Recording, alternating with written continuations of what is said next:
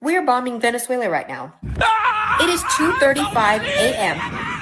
and Pete Kegsbro, fucking cosplay G.I. Joe, is literally bombing Venezuela.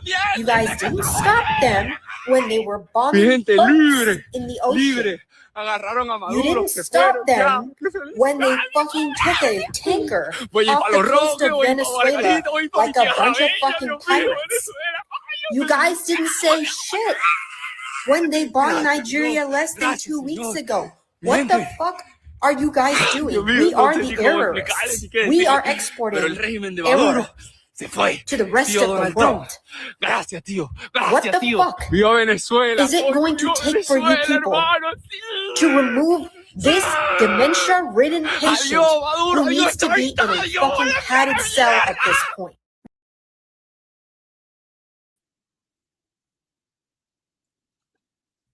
I had a lot of choices tonight. If we hit our goal, I'll probably drop the other ones on you also. As an added little bonus, our regular goal of 15 super chats of $10 or more sometime during the next 2 hours. If we hit that goal, I'll add in the other openings because I had a bunch of doozies. I thought that one really captured everything. That's what I liked about it. I thought it just captured everything I was watching all day today. Good evening, everybody. Welcome to Viewers Discretion. That's right. Viewers Discretion is back. We're back. Oh, they finally let me out on the weekends. Finally. I kept telling Lady Logic, I'm like, let me work. She's like, no, you can't work.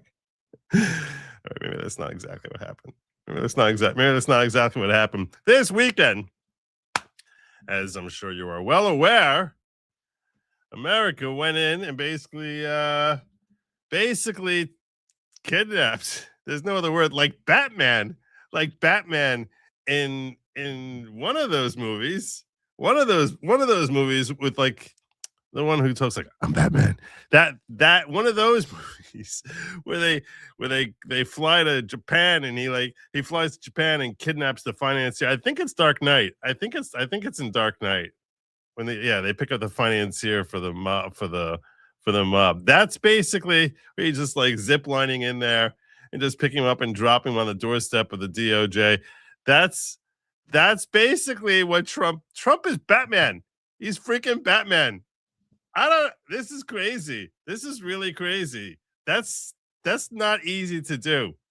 That is not easy to do at all. So we're gonna be checking out their breakdown as to like how this whole thing went down, because this is not an easy thing. Yeah, I mean, sure, if you're in Hollywood and it's set up with stunt doubles and stuff like that, it's probably easier to kidnap someone, a foreign national, and bring him to the DOJ. But that's not the situation here. It was Hong Kong, not Japan. I apologize. Thank you for correcting me on that.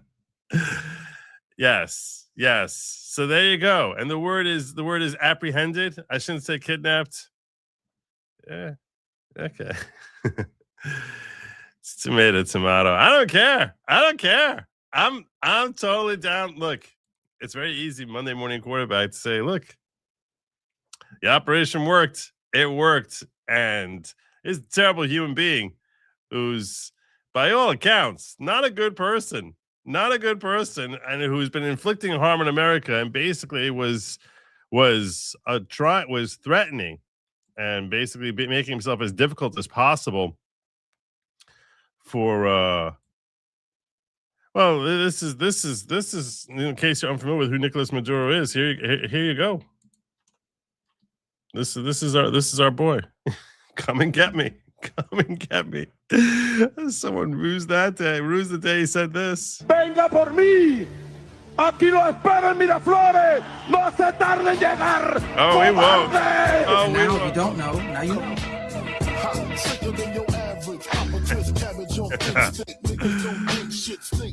This is the White House is sharing this out. The White House sharing that out. Donald Trump knows what he's doing. Hey, dude is so freaking badass. Our president is the most badass human on earth. It was delicious. That was delicious. Trump went after they had apprehended Nicolás Maduro from Venezuela. This is him sharing this out. Nicolás Maduro on board the USS Iwo Jima, the picture that became overnight sensation. An overnight sensation. Here it is. Nicolás Maduro with the glasses. He looks like that streamer. What's his name? Dr. Disrespect or something like that. That's what it looks like. Who knew? Who knew Dr. Disrespect was actually Nicolás Maduro? No one knew. Is it true? Branca show. Is it true that housing Maduro in the Epstein cell? I don't know. I really wouldn't care if they did. In the specialized Epstein cell, which has only broken cameras, security guards falling asleep, taking Xanax, it is in the same building. It is in the same building where we all saw cameras. That's what I believe. I mean, that's downtown Manhattan. That's downtown Southern District of New York jailhouse. That's what we saw. So it almost certainly is the same building. I'm thinking about going down there. I'm thinking about going down there. He's supposed to be arraigned tomorrow at noon, and I'm thinking about going down there. I just have it's a really bad day. It's a really bad day. So I don't know. I don't know if it's going to happen. I also doubt I'm going to get in there. But the leveling of Chavez's tomb as a part of the operation is just that one final delightfully disrespectful cherry on top of everything else they did that night. It's astonishing. It's astonishing. There's so many different things I want to cover about this thing. I want to cover the history for you and the way that the leftist communists are covering the history versus what reality is, and some of the bizarre positions that the leftists have about, how this is all American imperialism, as opposed to that this is just this is the test case for a failure of communism. I mean, just disaster. One of the richest countries on earth, basically bankrupted by communism. But yeah, every canine in the sun, there's just something going out of its mind. You think he's covered? He's covered in dustings of cocaine. That guy. He pretty much is the modern day Tony Montoya. So maybe they're all just they're barking up a storm down there. I don't know. Could be. I wanted to share with you all the clip, the part of the press conference where we're listening to just how much went into this operation. So I'm skipping past Trump talking and even Pistol Pete Hegseth to where Raising Cane took the stand. And I want to share with you him breaking down precisely what went into this. You can appreciate just how complex a mission this operation was and what a testament it is to the brilliance and strength of our military on every possible front. That this was a message which was just, hey, if we want someone, there's a pretty good chance we're going to get them. This is intimidating, Mr. President, and good morning. We'll play this at 1.25 speed with subtitles. That should be good enough. So I have a lot to cover tonight. Last night, on the order of the President of the United States and in support of a request from the Department of Justice, as the President said, the United States military conducted an apprehension mission in Caracas, Venezuela, to bring to justice two indicted persons, Nicolás and Cecilia Maduro. This operation, known as Operation Absolute Resolve, was discreet, precise, and conducted. We should have named it Operation Kickass.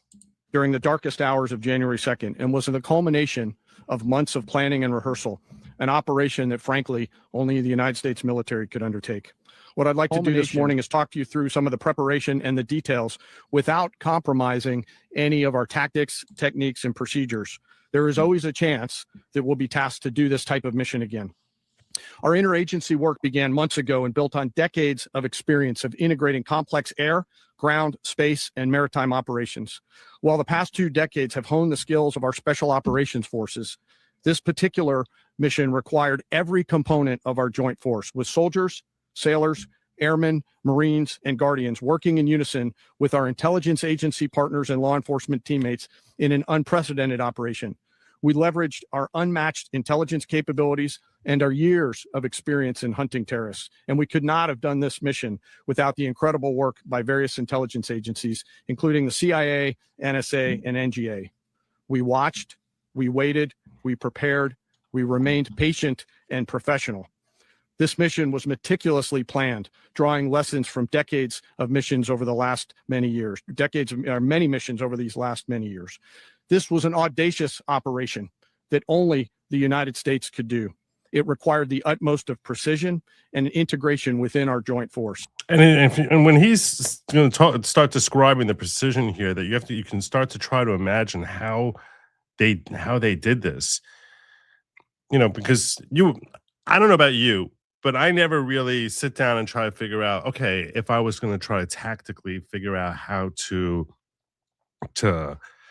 exfiltrate a hostile individual from his compound, his military compound, what steps are involved towards getting there. And that's obviously what these gentlemen are so expert, this gentleman in particular, I would assume Pete Hegseth as well, are so expert at. And you're about to hear nuggets of that. And the word integration does not explain the sheer complexity of such a mission. An extraction so precise, it involved more than 150 aircraft launching across the Western Hemisphere in close coordination, all coming together in time and place to layer effects for a single purpose, to get an interdiction force. Think about that, 150 different flying machines trying to make sure that they're all synchronized and where they're flying and when they're going to be at a certain place at a certain time in order to make sure that everything gets pulled off without a hitch. Into downtown Caracas while maintaining the element of tactical surprise. Failure of one component of this well-oiled machine would have endangered the entire mission, and failure is never an option for America's joint force. Those in the air over Caracas last night were willing to give their lives for those on the ground and in the helicopters. Let me talk a little bit about the preparation.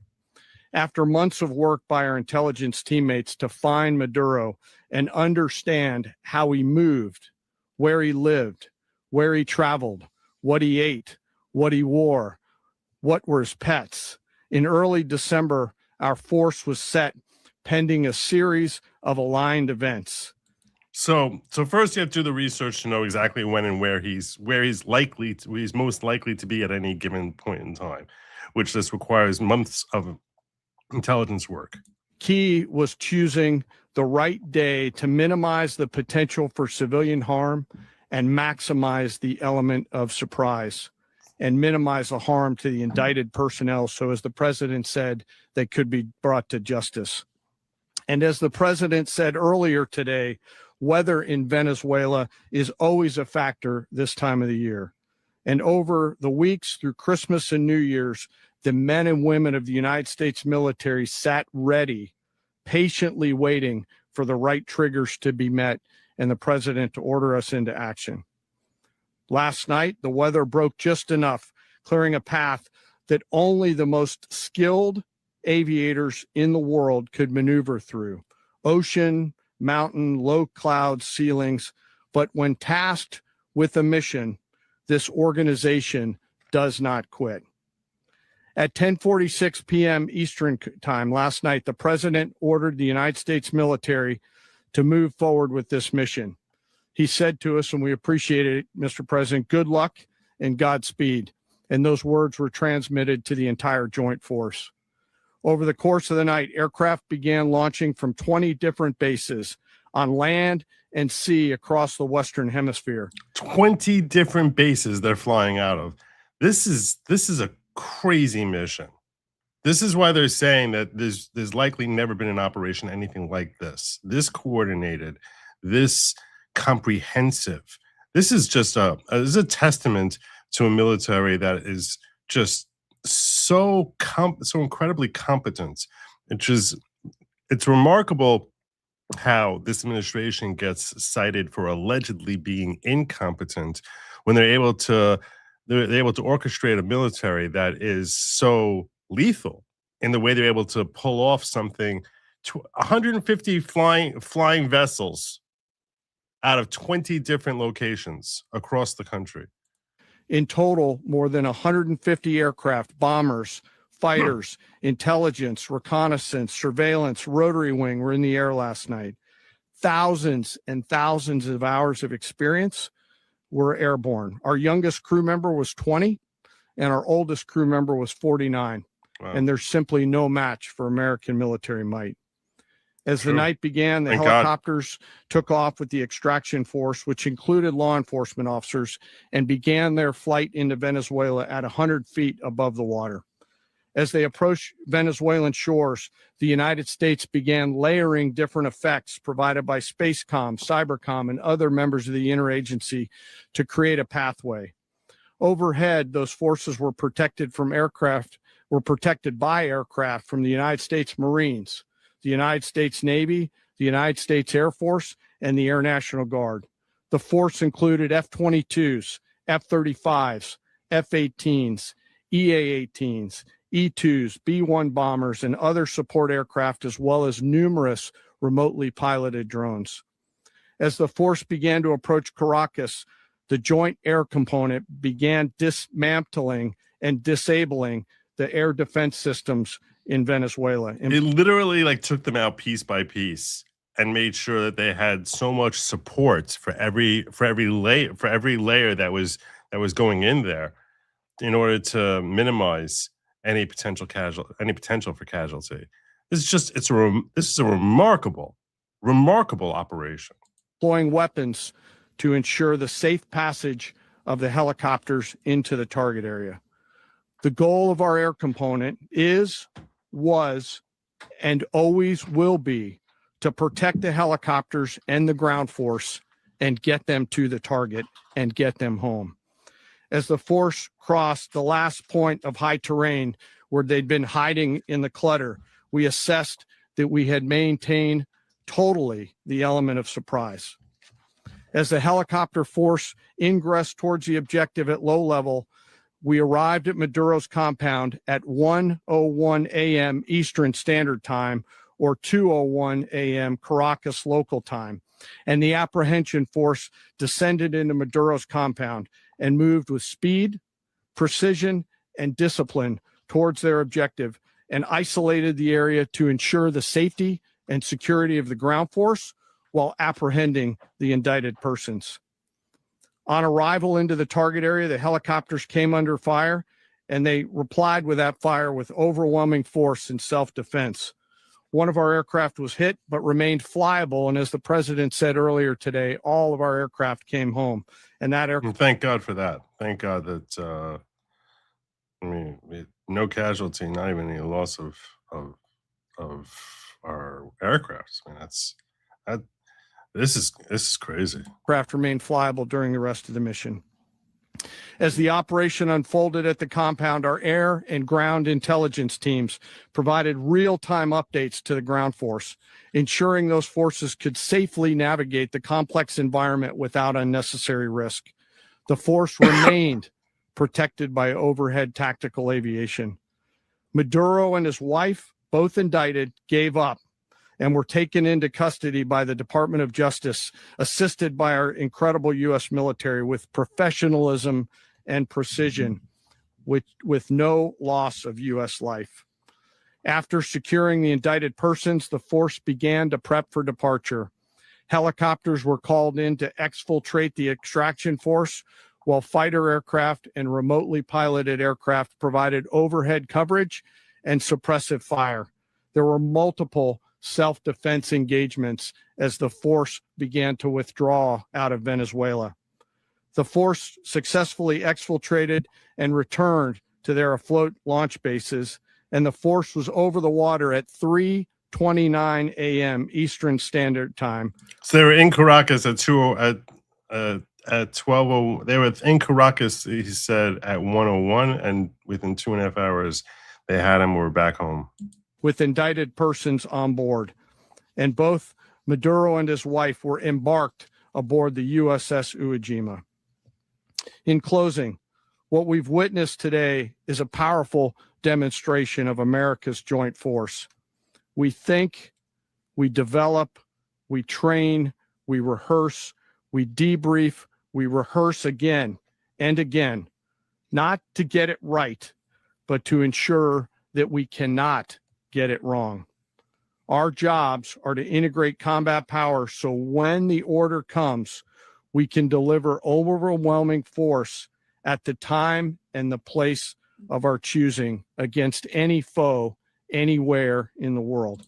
Think of what a statement this is to any potential hostile countries. Think of what a powerful statement this is.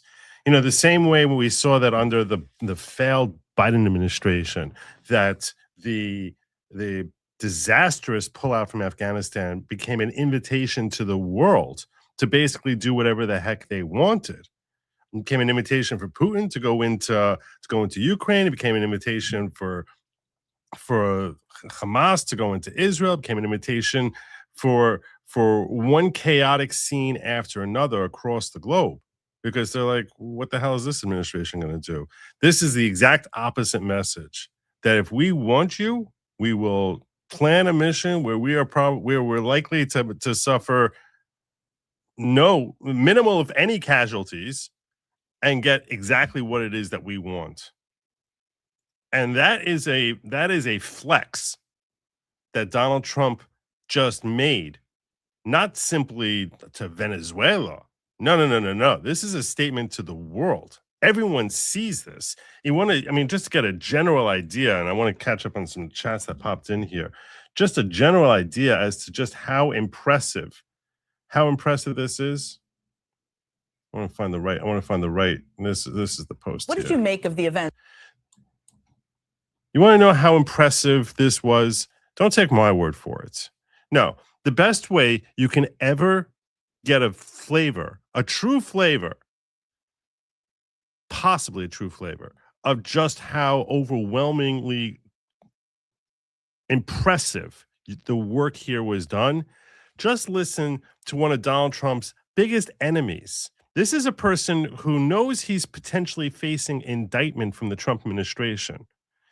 And here is Jen Psaki, whatever the heck her name is, Raggedy Ann, coming out here figuring, oh, okay, I'll get former head of the CIA, John Brennan, to come out here and basically trash the Trump administration for pulling this maneuver. That's what she's setting up here with her question for John Brennan. And this guy, who undoubtedly hates the Republicans and hates Trump more than any other Republican, this is what he said when he's asked this question. What did you make of the events of the last 24 hours here? Well, Jen, I thought you did a very good job teeing this up. First of all, again, the U.S. military and U.S. intelligence are second to none in terms of their capabilities, their competence, talent, as well as their courageous actions. And so it does look as though it was a flawlessly executed operation. Here's former CIA director saying this is a flawlessly executed operation. That's how well this was done. At least according to what we hear from the administration so far, and a lot of planning went into that. But that was, I don't want to say it's the easy part, because it was a sort of a complex operation, but this happened less than 24 hours ago. Now the big question is, what is the impact of that action? I think there are a lot of people in Venezuela and outside who are celebrating the departure of Maduro.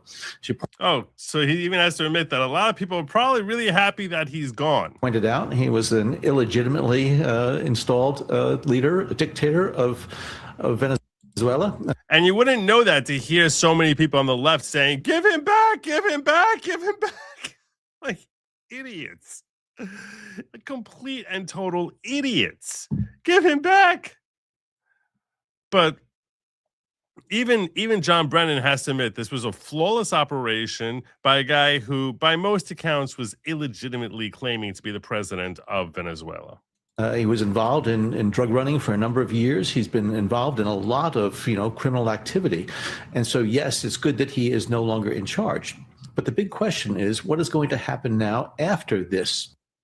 And that is a fair question. As much as I hate John Brennan, and I recognize that he's a big fat stinking liar, first and foremost, you don't lie in favor of someone you hate. So if even he is admitting that this is a flawless operation, that's a testament to the brilliance of our military and how well this entire operation was pulled off. And even he had to admit that this guy is a crazy, awful drug running criminal who basically propped himself up as president of Venezuela, even illegitimately.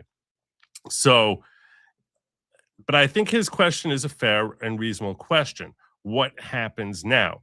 Historically, when we think of regime change, this doesn't tend to work out too well.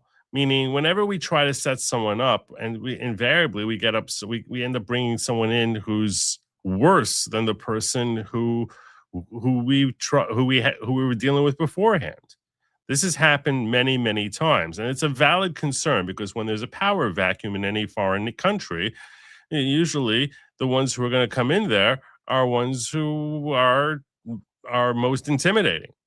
That's a common thing. We've seen this happen in the Middle East countless times. We've seen this happen in South America countless times. How many different people did we replace in Iran? I mean, this happened in one country after another across the globe. That we think that what happened with whatchamacallit, Che Guevara. I mean, just one person after another. Whenever we're dealing with these situations, we try putting someone in there who we think this guy is going to be better, and invariably they're worse. So that is a fair concern. I'm not going to deny that. But I think that just because, as a general rule, I don't like the idea of a regime change. Now, I don't know if you would call the Maduro. I guess you have to call it a regime, right? They're the ones who are running everything. So this is a regime change, even though for now, his vice president, Delcy Rodriguez, I think is her last name. I think her name is Rodriguez. Is the one who's stepping in there to run the show temporarily for in Venezuela. And she's the one who's been appointed to step in instead of Nicolás Maduro. And she's presumably a Maduro crony. So what's going to happen going forward? It's difficult at this point to know. And the concern that the person who ends up replacing Maduro will somehow find a way to outshine Maduro and being far worse than Maduro is certainly a credible concern given history. Because as I said, history is that whoever we put in there that we think this person is the answer ends up not being the answer. So, Trump has his work cut out for him if he wants to make sure. Oh, Rodriguez fled to Russia?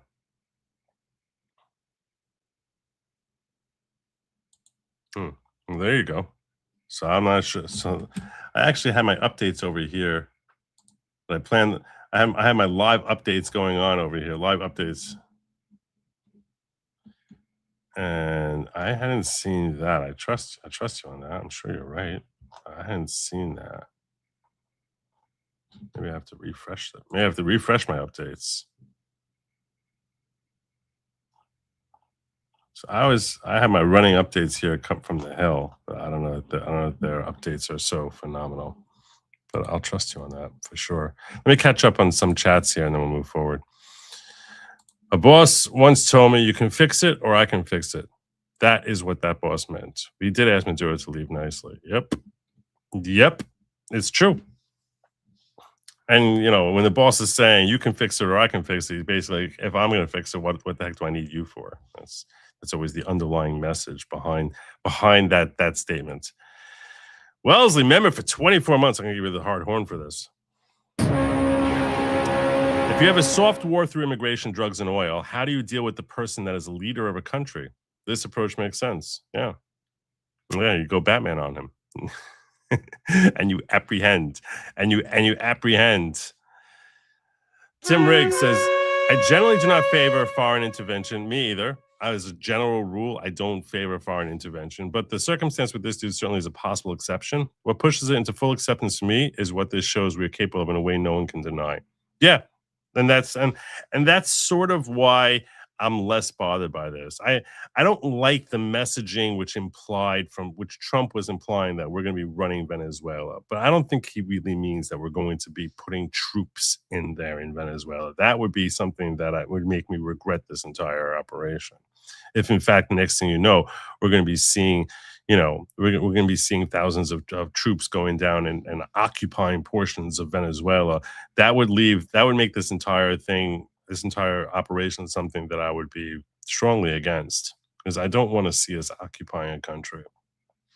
But it's still early. We don't really know what's going to be with that. Barnes was highly critical of this invasion, betraying Trump's campaign promises, blah, blah, blah. Your thoughts? So I started laying out my thoughts, and I'll tell you right now, like my general concept is, to the extent that it's almost treated like a drone strike. What I mean by treated like a drone strike, the thing about a drone strike is that there's no one who's placed at risk, and you're basically sort of flexing around the world that, hey, we don't like you, and we're going to take out these individuals or that person there. That doesn't bother me. What we have to remember, what makes war and interventionism in a military way such a negative. So for me, the biggest negative is having our troops put in harm's way for extended periods of time, and basically hanging out there until we decide, well, I guess we're going to leave now. To me, that never seems like it's the first and foremost. There's never a good time to leave. And there's never, and so you're stuck staying there for decades, like we did in Afghanistan. I mean, you end up having this disastrous situation where people, our forces grow old, just babysitting a country. That's terrible. That's terrible. I don't like seeing long, protracted engagement. So I wouldn't want to see something like what we saw with Iraq or Afghanistan or any of these things here, where we're basically, sending our troops abroad. To me, this feels almost like, sort of like it's akin to a drone strike, right? Because obviously you need to have people on the ground there to actually apprehend the guy and throw him in a helicopter and get him out of there. But to the extent they're not staying there overnight. No one's booking a hotel or and bringing their overnight gear on this. So in that sense, it's more akin, in my mind, to a drone strike, and I'm much less bothered by drone strikes. So that's why I think that, from my perspective, if you tell me we're going to start sending forces in there and we're going to start occupying, that would bother me. That would make me really bothered by this. If you're telling me that, look, we're basically going to saber rattle from afar and say, look, this is what we did when we weren't happy with Nicolás Maduro. So make sure you get your crap together, unless you want to be the next Nicolás Maduro. And then in that sense, I think that this is a phenomenal strike. So that's why I'm not embarrassed to say I think it's premature. If you ask me how I feel about this today during the first 24 hours, I feel exceedingly proud of our military and of how this operation was run. And I feel as if this inspires confidence in this administration that militarily we are the shining star of the world that no one can even consider comparing to. And that luster, which had certainly been lost under the Biden administration, between this and the bombing that we did in Iran, is something that I think is healthy for America. What I liked about Iran is that we went in, went out, and no one was harmed. No American lives were lost, and we basically got done what we needed to get done, and we're not occupying. And we basically let the locals there know, hey, this is what we're expecting of you. And make sure you don't let us down because you're not going to like the results if you don't. And in that sense, I don't look at it. It's not a new war. I actually labeled when we were striking the boats and when we were dropping those strikes on the boats. I was like, we're at war with Venezuela. No one's saying it, but we're pretty much at war with Venezuela. And I think that taking Maduro potentially ends that entire operation, right? I mean, if it really was a country-sponsored narco terrorism, so in that case, you have to assume that whoever's coming in there is not going to be fool enough, certainly under while Trump is in power, to resume those operations. And in that sense, yeah, why would I don't understand the idea of being against it. Now, if you want to talk to me about the power vacuum and the potential for there being someone worse who can come in, which I guess there's always someone worse out there who could come in there. Yeah, that's true. That's true. This is why the world needs America to have a strong leader. A strong leader who's got a healthy mindset that they're not going to come in there and occupy. And that's what makes Trump uniquely capable as president. That's what makes him arguably the greatest president in American history. His foreign policy is exceptional. So in that sense, I respectfully disagree with Robert Barnes on this. I think it's premature. If in fact he ends up occupying Venezuela, well, then I'll have a very different feeling about this entire operation. But as of today, all I can say to President Trump is, you're the man. You're the man. The corrupt Southern District of New York is going to find some way to screw this all up. Plenty of unelected black robe tyrants to find in Maduro's favor. I don't think so. It's possible. I don't think that's going to happen. I'd like to see the indictment. I haven't seen it yet. I don't think that's going to happen. I think that I expect that he's going to end up getting convicted. I mean, there's just enough crimes there that you got to be able to find something on this guy, right? There's got to be something out there. Spuds 1964 says, I think a lot of people underestimate Mamdani. He did say that Trump did break federal and international law, and he has people to back him up. The seditious six was just a dry run. There's only so much Mamdani can do, short of actually using the NYPD to try to help Maduro escape, which would almost certainly land him in prison.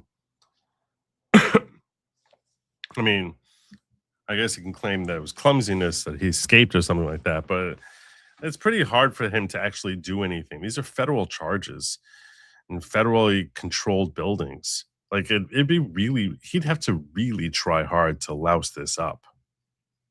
Hey, I mean, I know he would want to, I get that, but I'm saying he's in a difficult position to actually try and help Maduro, even if Maduro was his brother.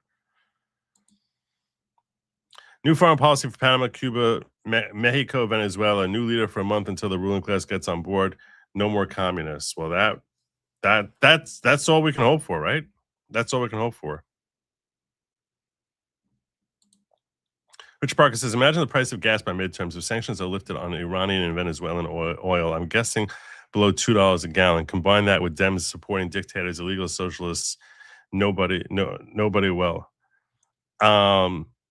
Yeah. I think that actually, I hadn't thought of that, and I'm glad you brought that up. I think it's a great point. If you can bring the price of oil come crashing down, that certainly can help juice the economy. Andrew, Trump fundamentally changed foreign intervention. Multi-year, trillion-dollar, 1,000-casualty wars are not Trump. That's what we're all against. Not Trump's quick strikes on Iran, Venezuela, etc. No American will ever accept a forever war again. Patently not necessary. Yeah, no, that's exactly. I hadn't seen this, but that's exactly what I was weighing in with. If this is how we're going to do it, I'm totally fine with interventionism. Look, I'm all for the idea. As a general rule, I think that our economy, which is the two things that make us the envy of there are three things that make us the envy of the world, or traditionally made us the envy of the world. I guess you could say 4 if you consider our governmental system as being something that historically was the envy of the world. But it's basically our military, our economy, and our culture, which, that make the entire world want to deal with us. And one of the things that, Trump has tried using our economy to basically swing it like a big lumbering stick for, let's try to keep this a family show. But he's basically swinging that around with tariffs, saying you want to get a taste of the American dollar, the American consumer. Well, you're going to have to pay tariffs. And now it's his way of swinging that around. And now he's swinging around our military. Our culture, frankly, has been dying for the last 25 years. But, don't get me started on what pop music is today, or our movies. God, what disaster that is. So Trump is doing everything he can to make America great again by basically trying to swing around our economy across the world and use that to influence the world. And here he's using our military to influence the world without dragging us into something that anyone would consider a war. It's not a war. It's basically, it's a one-night bloodbath and we're out of there. It's one night bludgeoning that you get from America, and then we're going to move on. You want another bludgeoning? We'll come back. But basically, that's I'm totally fine with that. That's basically flexing what we are, what our capacity is. Joey V, member for 20 months, won't say hi before my membership expires. Hi, Joe. Felzu says, the silliest argument I've seen is that what stops other countries like the EU doing the same is their boogeyman, for example, snatching Elon. Well, they want to mess with America? I don't think. What stops them is that we're America. That's really what stops them. Honestly, that's what stops them. You want to do that? I don't think you really want to do that. I don't think you want to do that. What stops them is that they see what we could do to Maduro. At the end of the day, no one wants to mess with that. No one wants to mess with that. I think that kind of stops. That's what stops Iran from doing stuff like that to Elon. Just saying. Remember, for 24 months, going to give you a hard horn. But international laws, the globalist structure is what kept people like Maduro in power. No, sorry. Globalist structure is what kept people like Maduro in power. U.S. laws authorized us to get rid of him. I'll take U.S. laws 100% every day. And twice on Sundays. Yeah, 100%. I never think twice about what an international law says. Iranians rising up against Khomeini with regime change in Venezuela and Iran. 2026 could be a very good year. Xi and Putin aren't happy about this. No, they are not happy about this at all. Xi came out very upset that he picked up Maduro. Oh no. Oh no. Boo. Boo hoo. When it comes to any content creator score, how often right, how often wrong, that applies to me, to Joe, and to Barnes and Viva, all of us, helps clarify things. Oh, sorry, I missed this. When it comes to any content creator's credibility, just keep score. How often right, how often wrong, that applies to me, Joe, Barnes, Viva, all of us. Helps clarify things. And that's why, like, I don't mind saying, like, and I agree with this. You should. It's hard to keep score because who remembers who says what. But I'm just saying, like, I mean, just ask yourself. I'm cautious before saying this is going to be. What I'm saying is, based on what is happening right here and now, this is what I like, and I'll tell you that going forward in the future, if A happens, I'm happy, and if B happens, I'm not happy. And I can walk you through why. But yeah. Liz, I'm a doofus. I've never noticed I could talk this way, but I won't continue this way because I prefer to give you money for your livelihood. You're awesome. Thank you so much, Liz. You're very, very generous, but yeah. Thank you. I'll give you the soft horn because it's not. Mamdani claims Trump violated federal international law. I'll tell you right now, I don't think that he knows the first damn thing about federal law, international law, New York law. I don't think he knows anything about law at all. The dude's he's a DJ. What the hell does he know about law? All he knows is how to basically produce content that he thinks that people in his age bracket find appealing, and whether that's a speech or some DJ, but that doesn't mean he understands anything about how law works. So I saw him make that claim. In fact, I think I even have it here somewhere. Yeah, I wasn't sure where to fit this in. This is where he said just that. I was briefed this morning on the U.S. military capture of Venezuelan President Nicolás Maduro and his wife, as well as their planned imprisonment in federal custody here in New York City. Yeah, not state custody, not city custody. Yeah, that's right. Federal custody. Unilaterally attacking a sovereign nation is an act of war and a violation of federal and international law. Wrong. You don't know what you're talking about. It's just not true. This blatant pursuit of regime change doesn't just affect those abroad. It directly impacts New Yorkers, including tens of thousands of Venezuelans who call this city home. Yeah, let's look at what those Venezuelans are saying. We should take a look at what they're saying, because actual Venezuelans, not the stupid paid protesters, but actual Venezuelans seem to be pretty freaking thrilled. So, yeah, maybe it affects them in a way that's actually really positive. My focus is their safety and the safety of every New Yorker. My administration will continue to monitor the situation and issue relevant guidance. There's no relevant guidance. What the hell kind of guidance could you be giving? What guidance? What guidance? Don't be Maduro? Clown. There's so much guidance you can get from Zohar Mandani. So much guidance.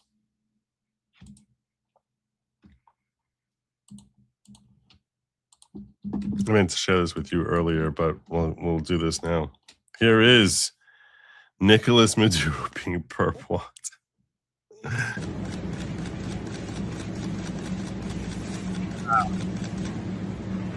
night. Good night. Happy New Year. Unbelievable. Unbelievable. That's crazy. Well, unbelievable. You guys have been, I'll share with you another clip here. That's crazy. Well, why is this unbelievable? Stop it. You guys. Sorry about that. Sorry about the echo there.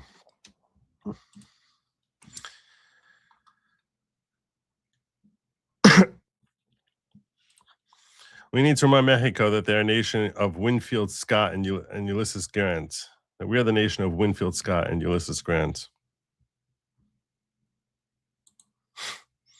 Remember, for 30 months. Dang. What this has proven, above all else, is multi-decade wars were a choice. That's a great point, Anon Hamster. It really is. I mean, if you want to try and defend some of these multi-decade wars, you can try and claim. I mean, look, every situation is a little bit different. And there was efforts to try and stabilize the region. But I agree with you. I agree with you.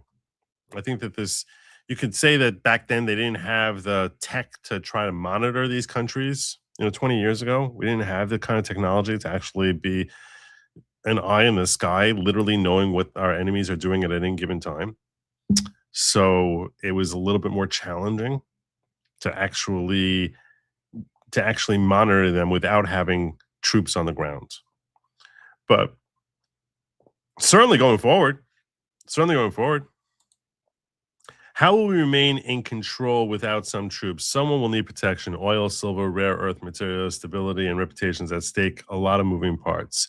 So this is the interesting thing. So you're asking, how will we remain in control without some troops? I can divine certain ways that it could happen. It could happen. I mean, look, it's not you or me who's going to be drilling for oil.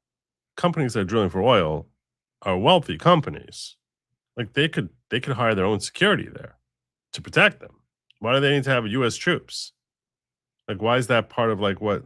That's what they could do. That gets baked into the cost. But why couldn't they do it that way? If you're telling me that it's a dangerous operation, it's not like the companies that are doing this are companies that are making, a couple $100,000 for the operation.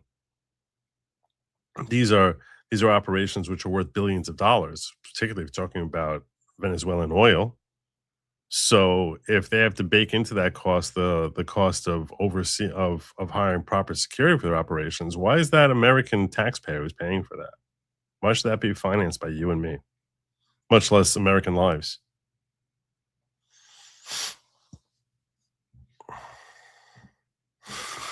International law is America's. It is, biatch. It is indeed. Trump is making the Monroe Doctrine great again. Indeed. Bringing up the history. I do want to get to some of the history between these countries so you can hear how insane this. I saw this 8-minute video which has all these likes on it, which I don't know if I can sit through the entire thing, just because I start vomiting in my mouth when I hear the nauseating perspectives that are being thrown out there. When will Dr. Disrespect get some respect? That's the real question. Briefed Siri read him what? Some tweets? I don't even know what that means. Go see. Seahawks are a hot team. They are a hot team. How about them Seahawks? Home field till the Super Bowl. They are a very good team. They're a very good team. That defense is it's the best defense we've seen from them since the Legion of Doom, that's for sure. So I do want to, since we started talking about the history, it's not 20 years ago. Oil companies have learned those in Venezuela next would have black water level security, private Delta Force level force capability. That's what I was saying. Like, why is it something that we have to oversee it, or that the American military has to oversee this? Why can't they just hire their own operation to keep them protected? That's the cost of doing business there. It's like, look, here's the reality. It's part. If it works for you, great. But it's not like something that, like, why should we finance Exxon? Why should we finance Gulf and extracting oil from Venezuela? It doesn't make any sense. No one's financing me. This company's got a lot more money than I got, that's for sure. So I think I want to get to the history, because that's important. Understanding the history. I'm going to give you some bad history and some good history. We're going to start with the bad history. Okay? I'm going to start with the bad history, and I'll admit that this individual, who I will call she, her, just because I think it would tick her off, has actually some personality. Want to learn about Venezuela? I'm getting the board. Whoever said teaching wasn't physical? All right, people want to know about what's going on between the United States and Venezuela, but now I'm going to warn you, when we're watching this is a woman who hates America. This is an American who hates America. Very, very clearly. Very, very clearly. in order to understand what's going on today, you need to understand what has gone on before. That's why history is so important, guys. Come on. Venezuela and the U.S. I've decided to do this chronologically because I feel like doing history metaphorically difficult.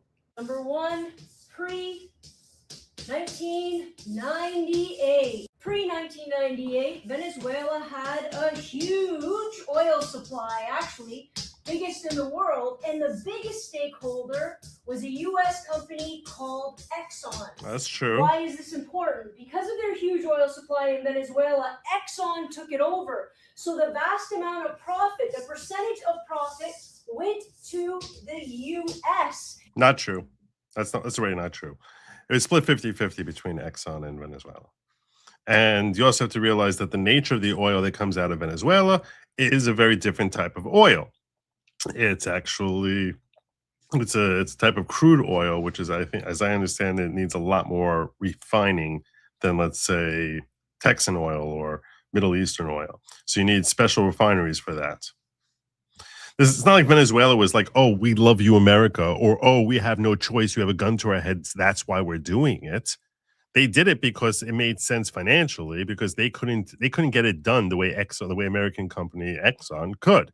So accordingly, that's why it's not like they were being held hostage. They entered into these agreements because Exxon had a capacity to give them something where without Exxon, they had nothing, because they had no way of actually refining the oil in the quantities that they were hoping to refine it. And Venezuela as a country got next to nothing. What does that mean, Venezuela as a country? You as an American got next to nothing from it also.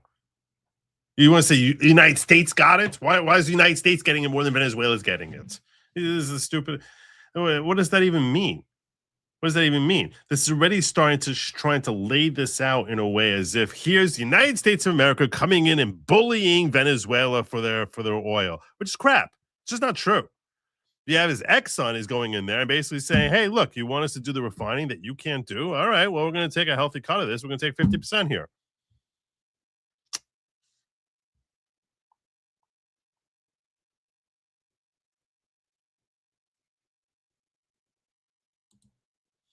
FYI, Joe, apparently Pentagon Pizza Watch has just exploded. Usually a sign of imminent action. Maybe do a search between W and Y. Oh. X. I don't even know what that means, but I'll try to do that while I'm watching here. And because of this, their economy started to fail. And as no, that's not why. See, that's hot garbage. They have the same deal going on the whole time. All of a sudden, because of this in 1998, they were there since 1921. This is why it started to fail. It's like you just completely made that up. Completely made that up. That's why. Nothing to do with communism or anything like that. That's why it started to fail. The economy started to fail. Guess what? A dictator waiting in the wings wanted to jump in and save themselves from God knows who. Oh, from the United States. How do I get steak and oil companies is taking over the entire world? Number 2, 1998. That's not right. I hate it when I can't write numbers properly. Hugo Chavez was a democratically elected president of Venezuela. Now, once he got in... That's also a big question, whether he actually was democratically elected, or certainly if you ask, what's her name? What's the name of that woman who I always forget her name? That cuckoo woman who ended up helping Michael Flynn. She's like, yeah, those elections were rigged. Again, I say democratically, that's again questionable. Started to push towards authoritarianism, and he started reducing the checks and balances of the democratic system. Side point, does that remind you of anybody else? He also nothing at all, because he also was a big communist. Also started to rewrite the Constitution to solidify his dictatorial power.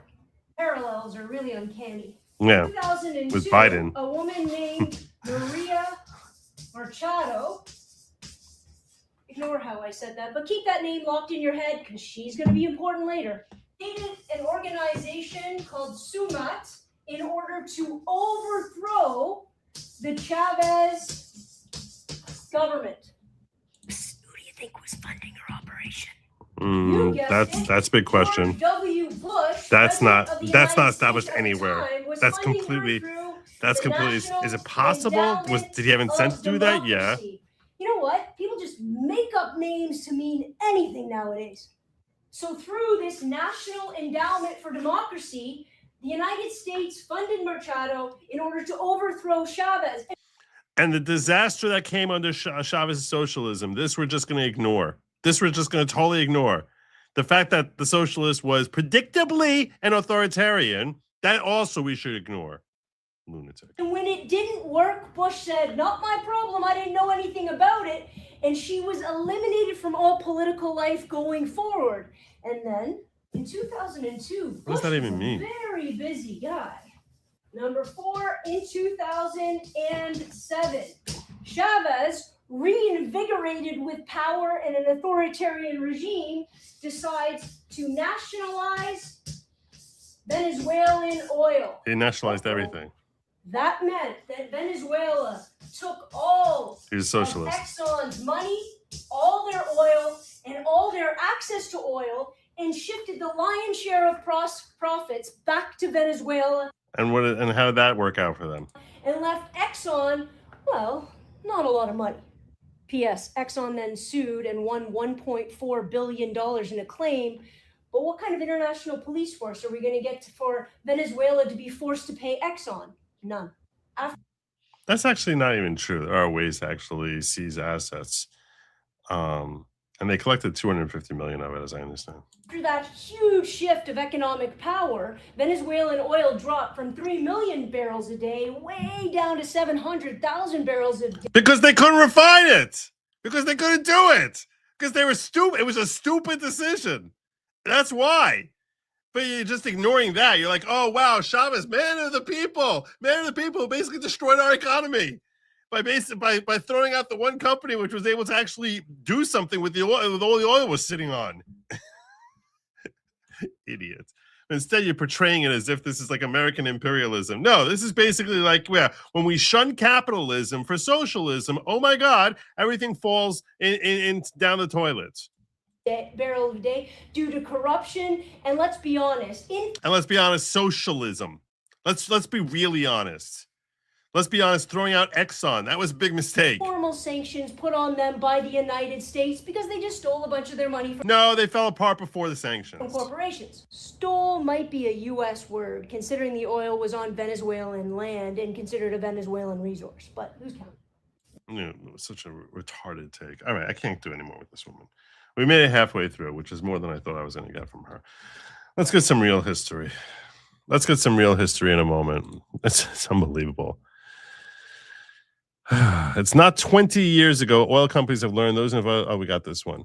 FYI, Joe, apparently we got this one. I didn't even know that Pentagon Pizza Watch is something that I'm supposed to be monitoring. But I pulled this up when I saw this earlier. And this is,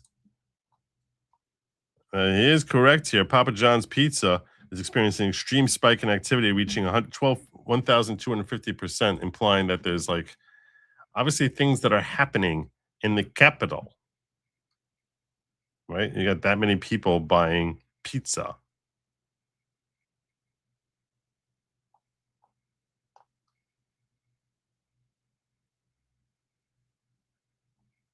So DC is busy. That's the point here. Whatever we can take from that, which would be highly speculative. Every refinery is designed to process a specific type of crude. A thing has happened. What was the refineries that refine the crude are not run capacity? Well, when they kicked out Exxon, that probably hurt things. So let's get two other perspectives on history here. We'll go with this one first. It's a little shorter. Because it is important to understand the history behind Venezuela. And it's a history that, frankly, I knew little about prior to today. And many of you probably know little about. Dear American media, please stop using these three phrases in your Venezuela coverage because you're not being neutral. You're legitimizing a dictatorship. Listen, I've worked in American media my whole life. I've even published in the New York Times. And yes, they've been one of the outlets getting this wrong. So here's what to stop saying.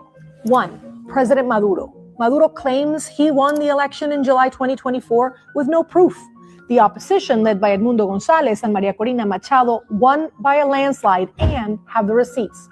So say dictator, autocrat, authoritarian leader, de facto ruler. Stop granting him the title president. 2, regime change.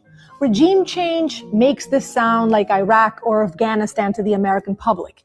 Use democratic restoration, constitutional order, a democratic transition, a return to what voters chose. 3, Delcy Rodriguez is a moderate. Speaking French or studying abroad doesn't make someone a moderate. Delcy Rodriguez is Maduro's VP. She handles the oil and is responsible, along with his power brokers, for one of the biggest refugee crises in our hemisphere and for torturing and imprisoning thousands of innocent people. If she replaces Maduro, it's not an ouster, it's a reshuffling. If this coverage affects you, share this. Send it to your American friends and tag journalists and editors and outlets, because if the US public doesn't get the words right, they'll never understand what we're setting out to do. Si eres venezolano o latinoamericano, comparte este video con tus amigos estadounidenses, con publicaciones, periódicos, editores, porque tenemos que... Hey, New Jersey, All right, we open got that. enrollment is here. What Now's is the that? time to get quality, affordable health insurance No. from Get Covered New Jersey. Shop and compare health plans to find the one that best fits your life. All plans include... That's not good.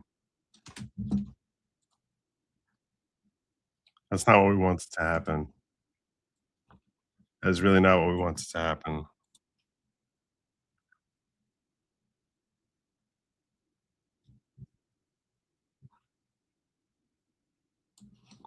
I'm going to hope that that's the end of that, because otherwise I have a real problem here. Oh, that's not good.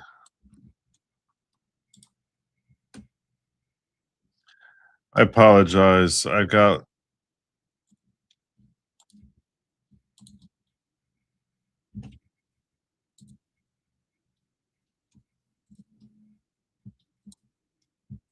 That's really not good.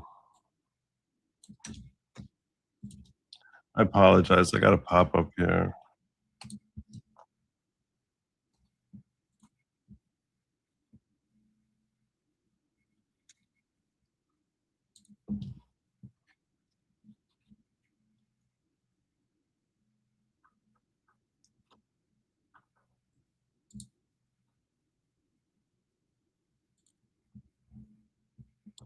Hmm.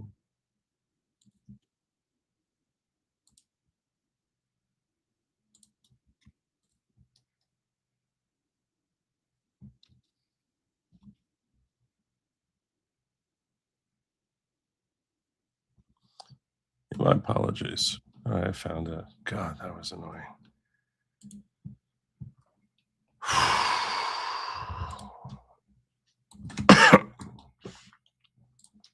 All right. That took a minute. I have a lot of tabs open here. All right, this is the history I wanted to share with you here. So this is the comment I keep seeing. Oil. They don't care about Maduro. They want the oil. Oil is the goal. It's all about oil. Oil, oil, oil. Okay, so let's talk about that. Venezuela has the largest oil reserves on Earth. Its reserves are 13% bigger than Saudi Arabia's. But not all oil is the same. Saudi oil is light and easy to refine. Venezuelan oil is extremely heavy, thick, difficult to process, and only certain refineries in the world can handle it. Oil was discovered in Venezuela in the 1920s, and the US was immediately involved. American oil companies literally built Venezuela's oil industry because the country didn't have the infrastructure or the technology to do so. At the time, Venezuela was a poor country with an agrarian economy. It was mostly coffee and cacao plantations. There were no petroleum engineers, no heavy machinery, zero knowledge on how to run a global oil industry. But by 1928, with lots of help from US oil companies, Venezuela was one of the world's top exporters. Overnight, Venezuela became one of the richest countries in the world. During the 1970s, Arab states imposed an oil embargo on the United States because of its support of Israel. This led global oil prices to explode, soaring from $1.80 a barrel to over $11 a barrel, a 500% increase. That crisis shook the entire world economy. That is, except for Venezuela, which suddenly saw billions of dollars worth of oil revenue entering its state coffers. And right after that, in 1975, Venezuela nationalized its oil industry and created PDVSA, Petróleos de Venezuela, or Venezuelan Petroleum, the state-owned company that still exists today. But even after the nationalization of its oil industry, Venezuela still needed the US. Why? Because the US Gulf Coast has... Which, by the way, that was another thing that woman got wrong. She said that Chavez is the one who nationalized the oil in 2000s. That happened in the 1970s. Huge refineries built specifically for heavy crude, the type of oil that sits under Venezuela. And this arrangement benefited both sides. Venezuela, a country roughly the size of Texas, doesn't have anywhere near the refining infrastructure needed to process hundreds of thousands of barrels of heavy crude oil per day. Venezuela's own refineries can only handle a fraction of what the country extracts, so US refineries processed it. Venezuela got billions in revenue, and American companies profited from the refining operations. everyone had a reason to keep the partnership going. But without heavy crude, those US refineries struggle. They literally hunger for Venezuelan oil. Now, there's this big misconception that Hugo Chavez, the populist and self-proclaimed socialist president of Venezuela, who died in 2013, took back the industry from the US private interests that controlled it. But that's simply not true. Chavez became hostile to the US politically, yes, but he still depended on the US market. Venezuelan oil continued flowing to American refineries, and Chavez took advantage of the largest oil boom in history, gaining access to billions of dollars in oil revenue. What Chavez did do was purge PDVSA, the state oil company. He fired thousands of expert workers and replaced them with loyalists. Corruption exploded, production collapsed, and the economy imploded. When Chavez died in 2013, he handpicked this man, Nicolás Maduro, as his successor. Maduro inherited a country that was collapsing economically and made it worse, much worse. By 2017, 76 out of 84 PDVSA plants were paralyzed. Venezuela's oil production fell to 20% of its total capacity. Now, I can already hear you in the comments saying, that's because of sanctions, but no, not yet at least. Before 2019, US sanctions only targeted individual Venezuelan officials, human rights abusers, narco-traffickers, and corrupt elites. Venezuela was still completely free to sell its oil to the United States. And it did. The first oil sanctions only came in 2019, under Trump's first presidency. He basically imposed an embargo on PDVSA, the Venezuelan state oil company. Ironically, this hurt US companies too, because they lost access to the heavy crude their refineries are specifically built for. So why sanction PDVSA if American companies hated it? Well, because Maduro suspended elections and was consolidating a dictatorship in Venezuela. The sanctions weren't about oil, they were about politics. It was a move to support the political opposition in Venezuela, which had won an election that Nicolás Maduro refused to accept. So where does that leave us right now? 6 years later, Maduro is completely broke and running out of options. They rely on drug trafficking and illicit activities to survive. Maduro, more than Trump, funnily enough, desperately wants the US companies to reestablish their operations in Venezuela. 2 weeks ago, Maduro even offered Trump all of Venezuela's resources, including all the oil, and also to reduce economic ties with China and Russia, if Trump would just leave him alone. So if it was just about oil, Trump could have just accepted Maduro's offer. Yep. But he didn't. So no, it's not just about oil. Oil is just a piece of the story, but it's not the whole story. And you might be thinking, okay, Alex, but if it's not about oil, what is it about? Why is the US about to attack Venezuela? And if you did think that, thank you for asking. And by the way, he mentioned how Maduro offered the U.S. their oil. Here's the New York Times confirming that very piece of information, where they say Venezuela and Maduro offered the U.S. his nation's riches to avoid conflict. Venezuelan officials hoping to end their country's clash, and this was from October 18th. Venezuelan officials hoping to end their country's clash with the United States offered the Trump administration a dominant stake in Venezuela's oil and other mineral wealth in discussions that lasted for months, according to multiple people close to the talks. A far-reaching offer remained on the table as the Trump administration called the government of President Nicolás Maduro of Venezuela a narco-terror cartel, amassed warships in the Caribbean, and began blowing up boats that American officials say were carrying drugs from Venezuela. So the notion that Trump's incentive for doing this, which the left wants to prop up everywhere, as that this is all about trying to steal Venezuela's oil, is ludicrous. If you actually understand, if you just pick up a newspaper from any time in the last couple of months, you would know that Trump had their oil. If he wanted it, all he had to do was recognize Maduro. But he clearly was unwilling to agree to that type of compromise where he would recognize this guy who was sending people in here and spreading and distributing narcotics throughout our country when he wasn't even duly elected. So yeah, this is not about oil. Anyhow, so I wanted to get, I think it's important for you. I want you to understand when you hear speaking points from the other side, just how ludicrous some of their speaking points are. In fact, I started numbering because when I get in my feed, I'll see. I'll watch a video, and then you can sort of scroll up on X, and they'll just show you some next video that they think you're going to want to see. And every time I do this, I'll be watching some video which I like, and they'll give me some video from some leftists, and I just want you to see, some stupid leftist saying something that is like almost designed to piss me off, and I think X does it on purpose because I feel like I'll engage and I'll just sort of, respond to it. So I want to share it with you. I want you to see what it's like. If you ever wondered, hey, what's it like being like Joe on X? This is what it's like. Okay, this is exactly what it's like. So first, I'm watching this video. This is the video that I liked. States military into that's loud. Venezuela last night to kidnap Maduro and his wife to somewhere. We don't know where they are. We don't know if they're alive. And now Trump has announced that the U.S. is going to temporarily take over control and operations of Venezuela. White liberals in America are complaining about Nicolás Maduro, while Venezolanos in Venezuela are out celebrating that their dictator is gone. If this doesn't tell you how evil and disturbed white liberals in America are, I don't know what will. They're willing to allow an entire country to be exploited as long as it fits their political agenda and goes against Trump. Think about that. Nicolás Maduro publicly rigged elections, killed his own people, had actual re-education camps, made anybody who opposed him disappear. And this is who they're defending now. Believe me, I was worried when Trump said that the United States would oversee the transition of power in Venezuela.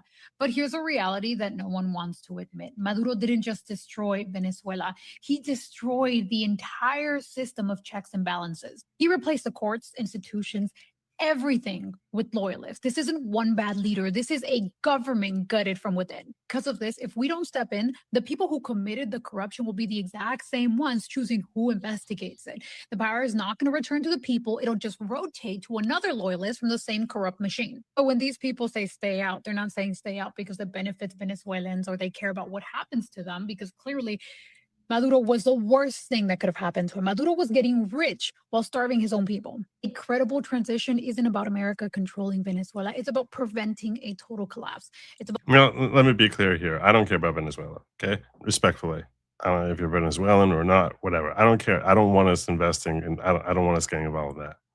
I don't want us getting, I know she does. I assume that she's Venezuelan. But, she certainly says words with a Spanish accent that I couldn't even try to replicate. But yeah, I don't want to see us involved in overseeing the transition of government in Venezuela. That would be a fail. If anything like what she's talking about, that would be a fail.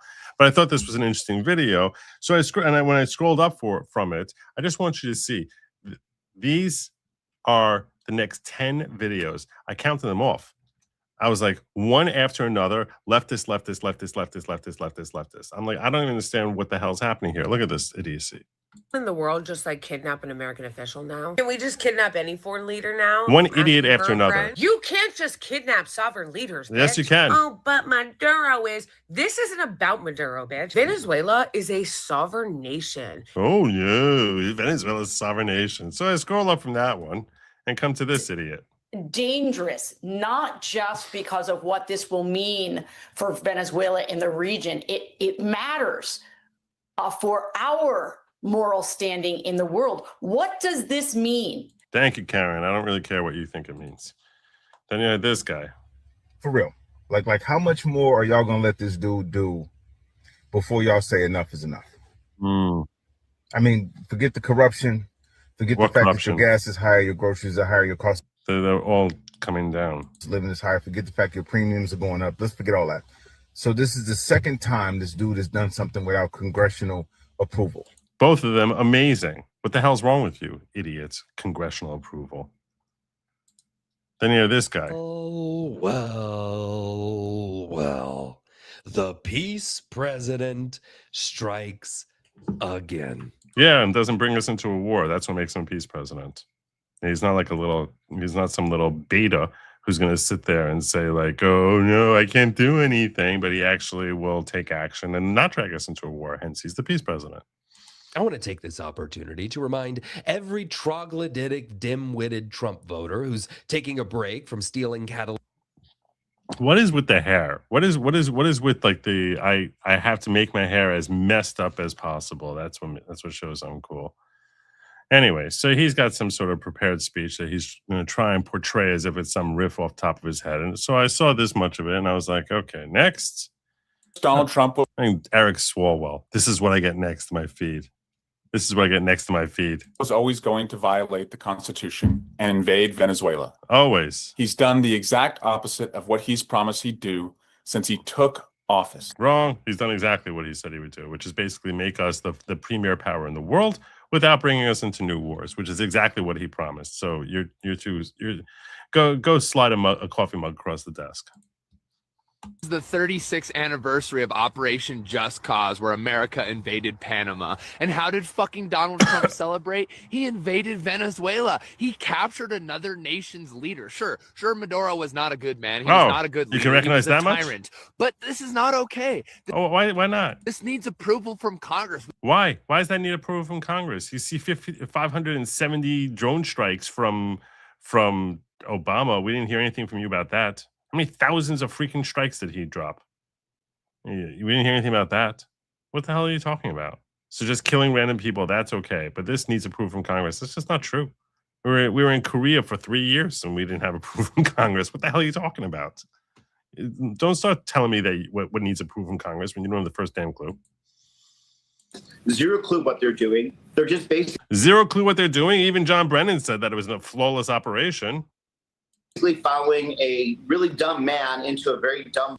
Yeah, maybe if you have an eye that doesn't look like a Cylon, like going back and forth and can figure out how to look into your camera when you're addressing it, just, I don't know. Yeah, you're making all of a 40-second little speech here. Perhaps you can try to memorize that. I'm just saying.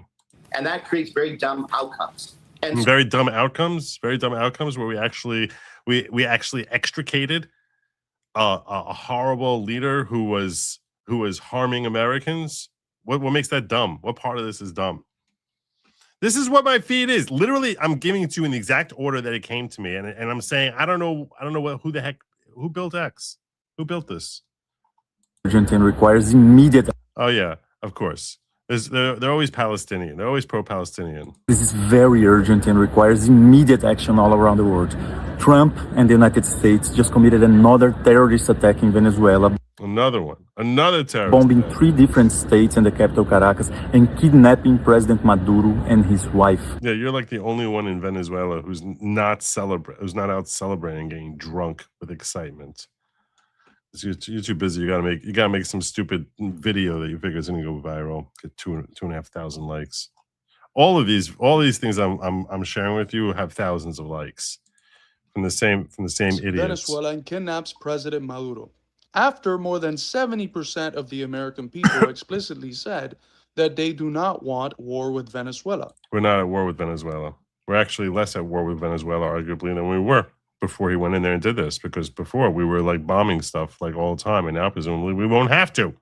So no, we don't want war with Venezuela. After more than 90% of the Venezuelan people saying they do not want military intervention. They don't want war with America, that's for sure. What the hell does that mean? No one wants war with America. Probably get 100% of them say that now. And they're always right now. The Palestinian News Network has to weigh in. Caracas is under attack, getting bombed from the air, possibly from drones. There's been reports of blackouts. This is a message for all active duty. If you ever get this, I want you to know something, that America is not behind you. This ain't like the... Yeah, you don't know what the hell you're talking about. So this is where I'm just like, why do I get this one stupidity after another? This is, if you wanted to know what it's like, literally, I was like, you know what? Heck it. I'm going to copy and paste so that you, my fine audience, can just see what it's like. Every time I find a good video for you guys to watch, I end up sifting through 10 pieces of hot garbage like this.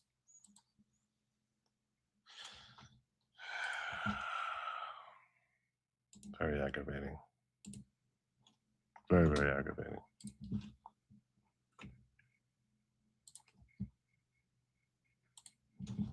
I got a lot more for you. Don't worry.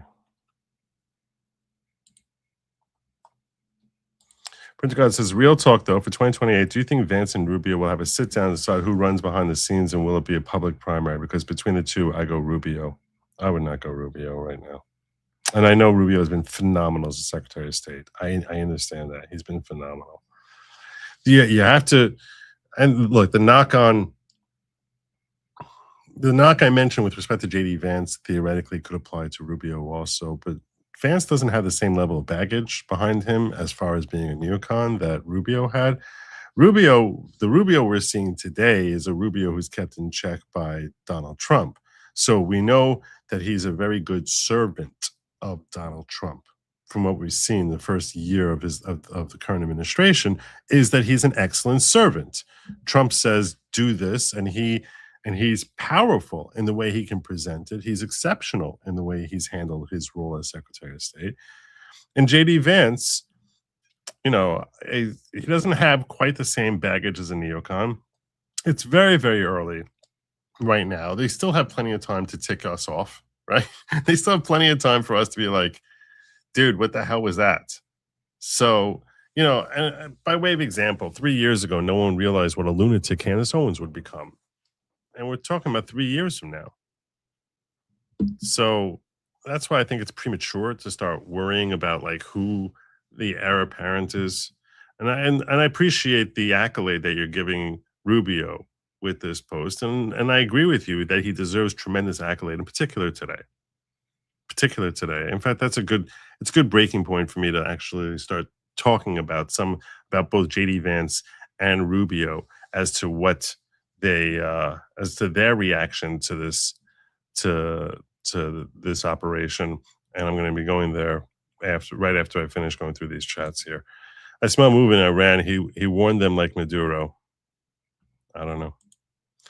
Pizza Watch is one of the indicators used to sniff out special ops. Also, certain parking lots would be full. Announcements are usually made afterwards when all U.S. forces are out of harm's way. We'll see. Bogey. Rubio keeps getting better. If you didn't know, now you know. Vance Rubio 28, 20 months as a member, flies by. Appreciate your work as always. Godspeed. Thank you so much, Bogey. I think you've been here longer than 20 months. I think you're one of the OG. Appreciate your support always, brother. Approval from Congress has not been priority since 1942, and I'm a Canadian. These people are Tods. They are Tods. They're all Tods. Your feed is designed to provoke anger, which is likely to lead to interaction. It's a basic social engagement phishing. And yeah, it is. I have to stop giving into it. Dominion of Dark, thank you for rating me, brother. I appreciate that. I promised you all that I was going to move on to J.D. Vance and Rubio and their reaction to the operation in Venezuela. I'm going to start with J.D. Vance only because I have a lot more from Rubio than I do from Vance. So we're going to knock Vance out of the way first. This was J.D. Vance saying, you see, a lot of claims that Venezuela has nothing to do with drugs because most of fentanyl comes from elsewhere. I want to address this. First off, fentanyl isn't the only drug in the world, and there's still fentanyl coming from Venezuela, or at least there was. Second, cocaine, which is the main drug trafficked out of Venezuela, it's a profit center for all of the Latin American cartels. If you cut out the money from cocaine or even reduce it, you substantially weaken the cartels overall. Also, cocaine's pretty bad too. Third, yes, a lot of fentanyl is coming out of Mexico. That continues to be a focus of our policy in Mexico, and is a reason why President Trump shut the border on day one. Fourth, I see a lot of criticism about oil. About 20 years ago, Venezuela expropriated American oil property and until recently used that stolen property to get rich and fund their narco-terrorist activities. I understand the anxiety over the use of military force, but are we just supposed to allow communists to steal our stuff in our hemisphere and do nothing? Great powers don't act like that. The United States, thanks to President Trump's leadership, is a great power again. Everyone should take note. Well said, as usual.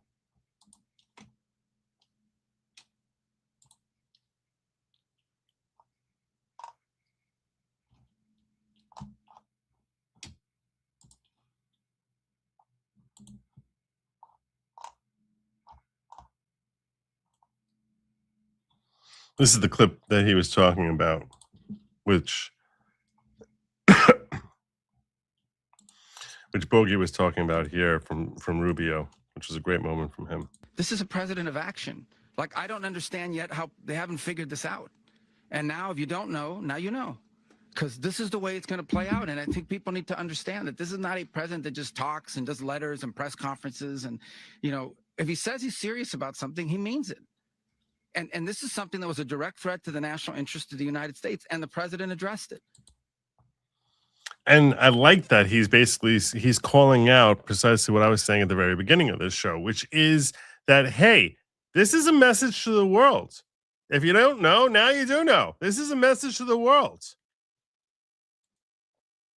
It's one of the reasons that this strike is so it's what we did in Iran was a flex of the amount of muscle that we have. This was a flex of our precision. This is a flex of remarkable precision.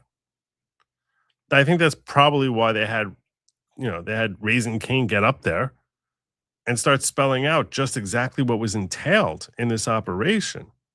So you can appreciate that, hey, this wasn't easy. And we did it without a hitch. Because we want to get something done. We're going to get it done right. And we're going to reach our objectives. And that's the healthiest thing in the world for the world to recognize. And there's Secretary Rubio saying, hey, now you know. If you didn't know, now you do. The left have been screaming that we're a bunch of incompetents. We just displayed military precision in ways that would turn any general green with envy. But he's been running the circuit, going on a bunch of different places and basically dropping fire. So I want to just watch a few of these clips of him.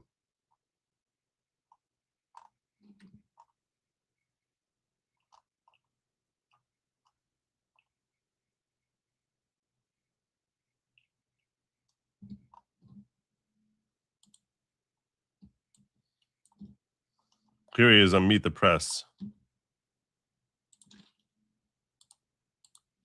We are not going to be able to allow in our hemisphere a country that becomes a crossroads for the activities of all of our adversaries around the world.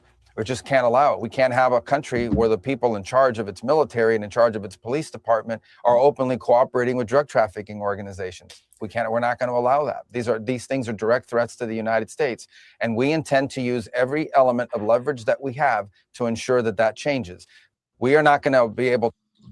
This is sort of stuff that makes you feel proud to be an American. I don't know why people get so mad at this guy. Here's another clip from him. I'm actually just going through his feed here now. We're not going to allow that. These things are direct threats to the United States. And we intend to use every element of leverage that we have to ensure that changes. We're not going to. That was sanctioned with court orders. We will continue to seize the boats that are sanctioned with court orders. We will continue to do that and potentially other things until the things we need to see addressed are addressed. Because ultimately, above everything else, we care about elections, we care about democracy, we care about all of that. But the number one thing we care about is the safety, security, well-being, and prosperity of the United States. We will continue. That's exactly what we all want to hear. That's exactly what we all want to hear. I don't want to hear that this is about like we're now going to be overseeing everything that's happening in Venezuela to make sure that it's a nice, healthy, prosperous country. It'd be nice if that happens, but I don't want that to be our thing. That's definitely not something that I don't want that to be. I don't want that to be something that we're just now investing in. Well, that'd be terrible. That wasn't the clip that I wanted.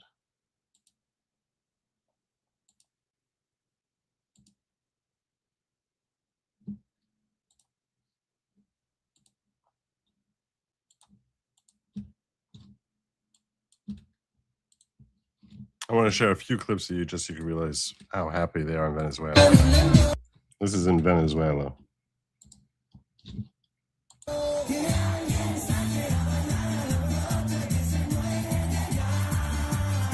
You think they're okay with this? This is actually, I think, that must be this.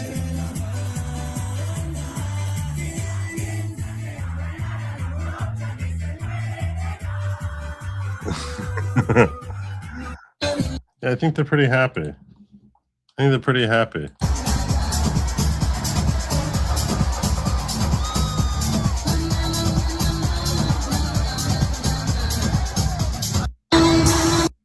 I think they're pretty happy. That's just me. That's just me. Trump shared this out. Venezuela, Venezuela. People are criticizing Trump for what he did in Venezuela. They say he bombed and kidnapped our president. No. Let me be clear. That man was never our president. He's a dictator. We didn't vote for him. Our elections were stolen.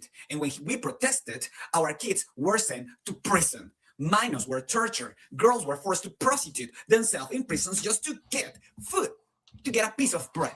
And where were all of you then? Where were all of you, liberals? Where were all of you? Where were all of you? You said nothing. You did nothing. But now you suddenly care about international law?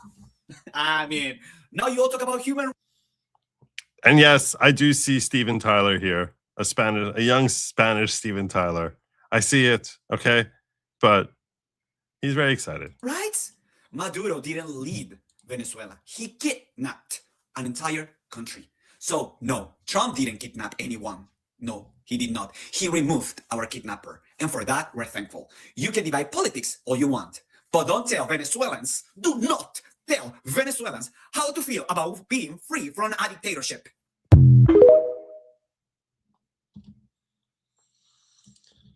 Well, there you go.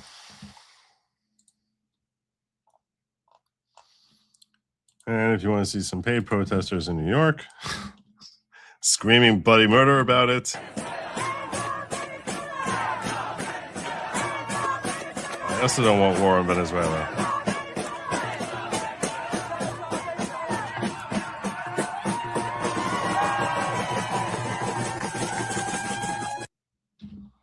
That's New York. So I don't remember if I saved the Nate. What did you make of this? Wasn't the one I wanted. This we saw earlier.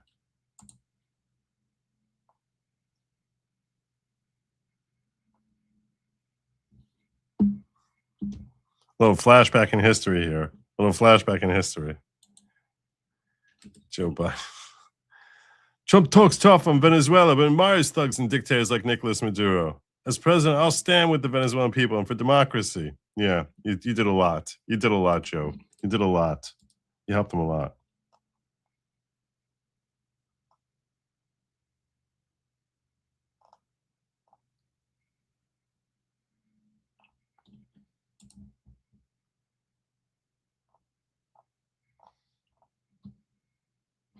This is another clip that I wanted to share with you guys.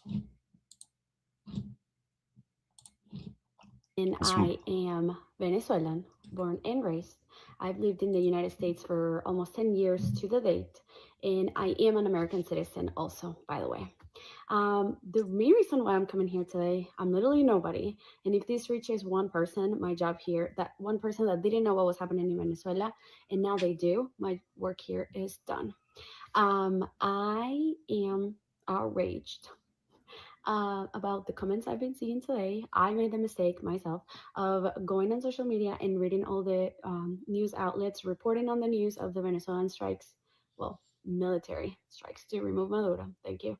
And everybody, ton of Americans, and then from whatever you're from, but you've never been to Venezuela, you have no idea about the political situation in Venezuela, the history of Venezuela, and trying to be like our saviors. Like, I can't. Let me set some things straight. First of all, the regime has been going on since 1998 when Chavez was elected president. From there on, their country is the mess, in good words, that it is today. We have suffered a lot. The Senate was dissolved. The Constitution was changed. They bought the military, all the armed forces. Many people have been killed, kidnapped. You can go do the Google search yourself, or just ask, because clearly Google is not working for you people. 3 things I want to get across today. 1, Venezuelans are sad. No, we're not. This is literally the happiest day of our life. This is our second independence. We are still in shock, complete shock about what finally happened. We have been wanting this. We have been praying for this. We have been literally anybody that we have been able to go to and ask, and nobody listened to us. So we are happy. Enjoy. And even if you're a Venezuelan in Venezuela or a Venezuelan outside of Venezuela, in any country that you are, if you left 10, 15 years ago, 5 days ago, or a week ago, we are all happy. So don't worry about us. We're happy. But Zoran said he's going to try and keep you safe. He needs to keep you safe because of this illegal attack by President Trump. Zoran said that. Hey, how's he going to keep you? You need to be kept safe. Now that Maduro's gone. Sorry, Maduro. I don't even know how you say it. They say it. Doesn't sound like when I say it. It's only attacking Venezuela because of the oil. People, we do not control our oil. We haven't seen our oil. Russia, Iran, Cuba, China, whatever other countries, Central America and South America, we've been giving away our oil to all these countries. Like, we're not seeing that. Anyways, so, and we used to have trades and whatever other things with the United States before Chavez about our oil, and our country was working fine. So the way we don't care, don't worry about us.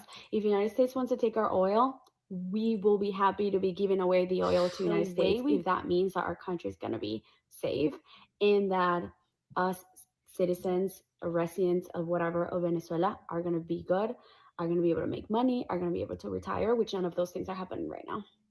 And then number 3, if you're worried about what United States did to Venezuela and that what's going to happen now, nothing, literally, and I mean this, nothing can be worse than the hell we've lived up until now. So stop, and I mean this, stop trying to explain Venezuela to Venezuelans. Stop. If you want to know, reach out to someone from Venezuela, okay? Either that are living there or that left. So again, I am very upset. I am outraged. I actually get it because it's very infuriating when you hear ignorant people telling you just, weighing in about a situation. And you're just like, you have literally no idea what the hell you're talking about. But you're sitting here thinking that you're virtuous and moral and noble for furthering idiocy. It's very aggravating. Amount of time today on social media reading all these comments, and that was my own mistake, and that's why I felt compelled to make this video. Leave it. All right, so we got it. We got your problem. Okay. She's right. She's right in what she's saying.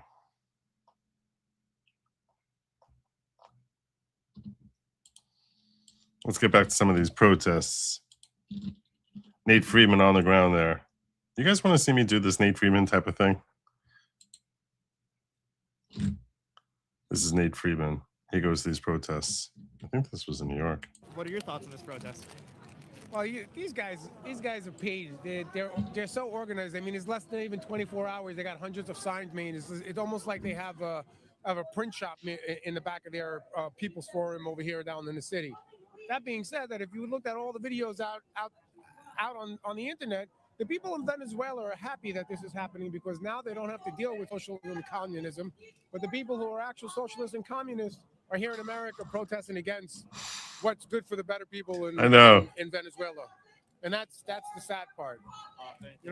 And this is they want to turn this country into what that country is. They don't want this country to be good. These people want to live in socialism and communism. How is it related to Palestine? They're talking about Palestine. How is it related to Palestine? No one knows. I don't know. I mean, I'm trying to figure it out. There is no relationship with it. These people are just pretty much, like I said, they're bored liberals that have nothing better to do. They're funded, better than private.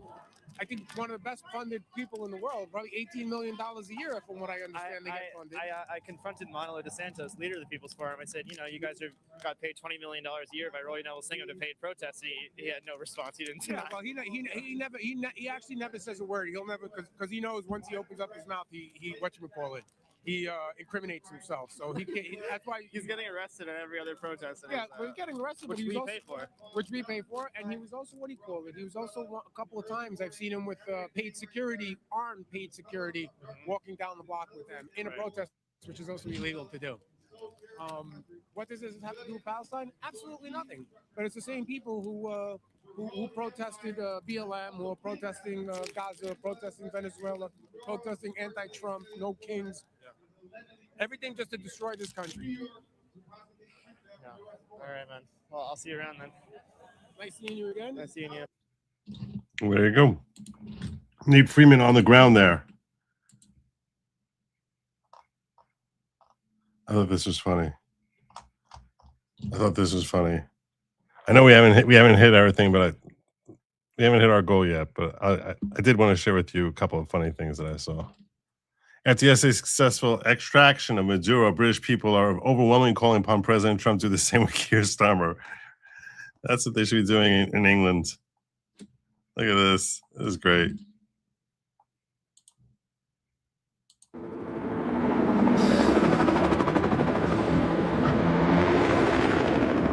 Downing Street.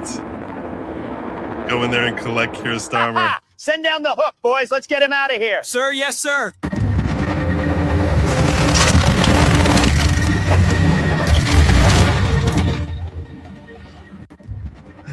This would be great.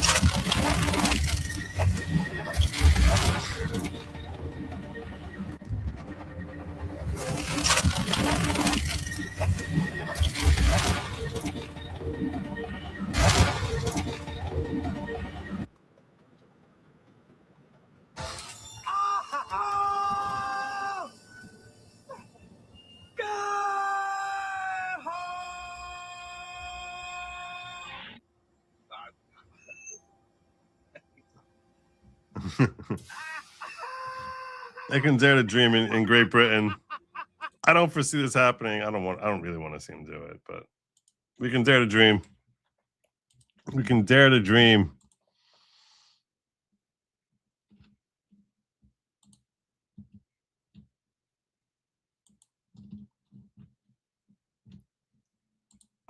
I had more from Rubio that I wanted to give you guys also.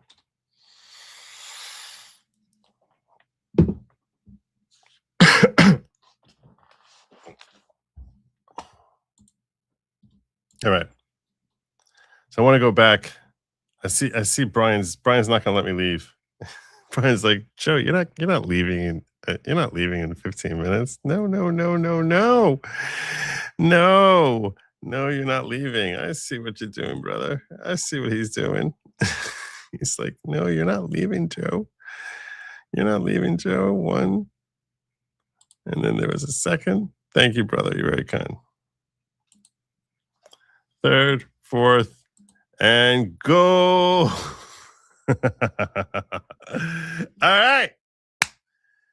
Lady Logic, we got another hour here. Yay. She's so excited. God bless you. Thank you, Brian. I'll even give you the horn for that. I see what he did. Those of you unaware, those of you might not be seeing after the fact, Brian Oldenkamp came in here with 1, 2, 3, 4, and finally 5 $10 super chats to get us over the mark and make sure that we're going to stick it out here for another hour. Which frankly, I do have more than an hour's left worth of material to cover, so I'm really okay with it. But yeah, I was like, I was in my back of my brain, I was like, I don't think we're gonna make it. And there you go, Brian pops in there.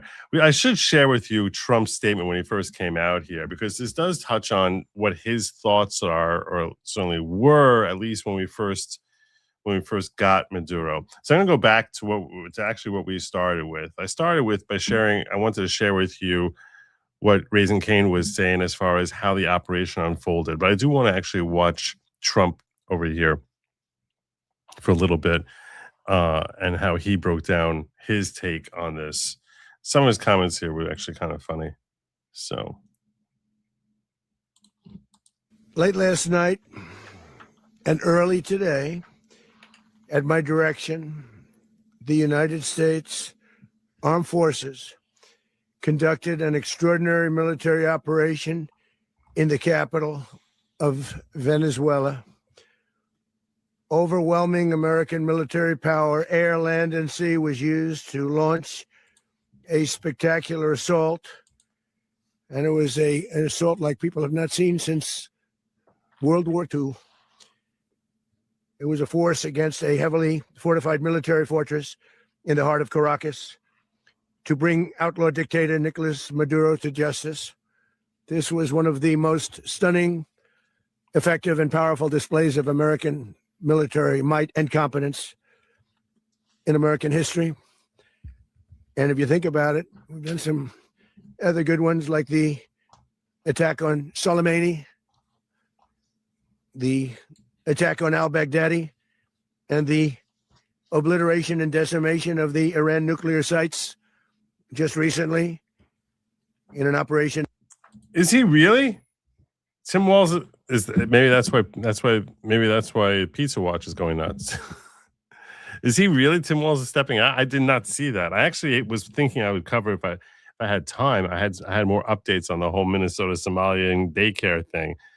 Tim Walz is dropping out of the governor race. I gotta check that out.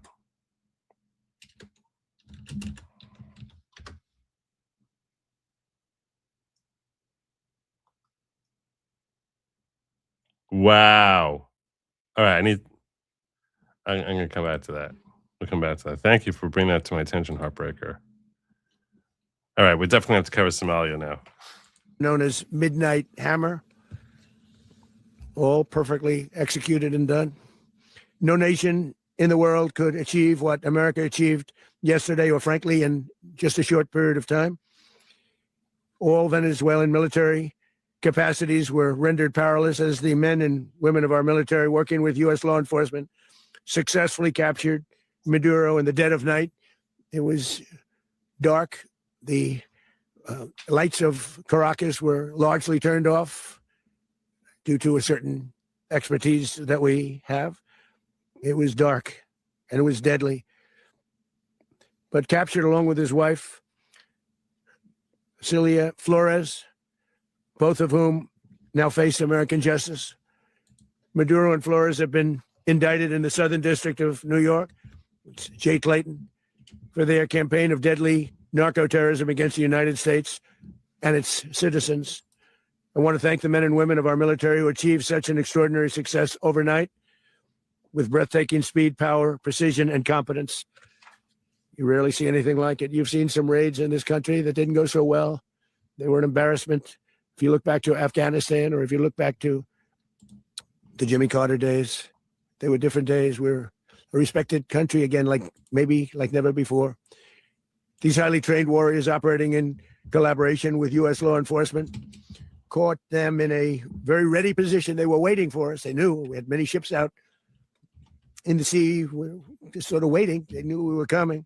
So they were in what's called a ready position, but they were completely overwhelmed and very quickly incapacitated. If you would have seen what I saw last night, you would have been very impressed. I'm not sure that you'll ever get to see it, but it was an incredible thing to see. Not a single American service member was killed, and not a single piece of American equipment was lost. We had many helicopters, many planes, many people involved in that fight. By the way, I do have the indictment here. I don't know if you guys want me to go through the indictment. If you want me to go through the indictment, I will. But I certainly seem to have time for that. It's a 25-page indictment. I can go through it with you if you like. If not, I'll skip it. I'm putting a poll up, and I'm going to check over on in the ghetto. Just let me know yes or no. Yes, go through it, or no, don't. You're just not up for it. And I'll do whatever you guys want on that. But think of that. Not one piece of military equipment was lost. Not one service member was, more importantly, killed. The United States military is the strongest and most fearsome military on the planet by far.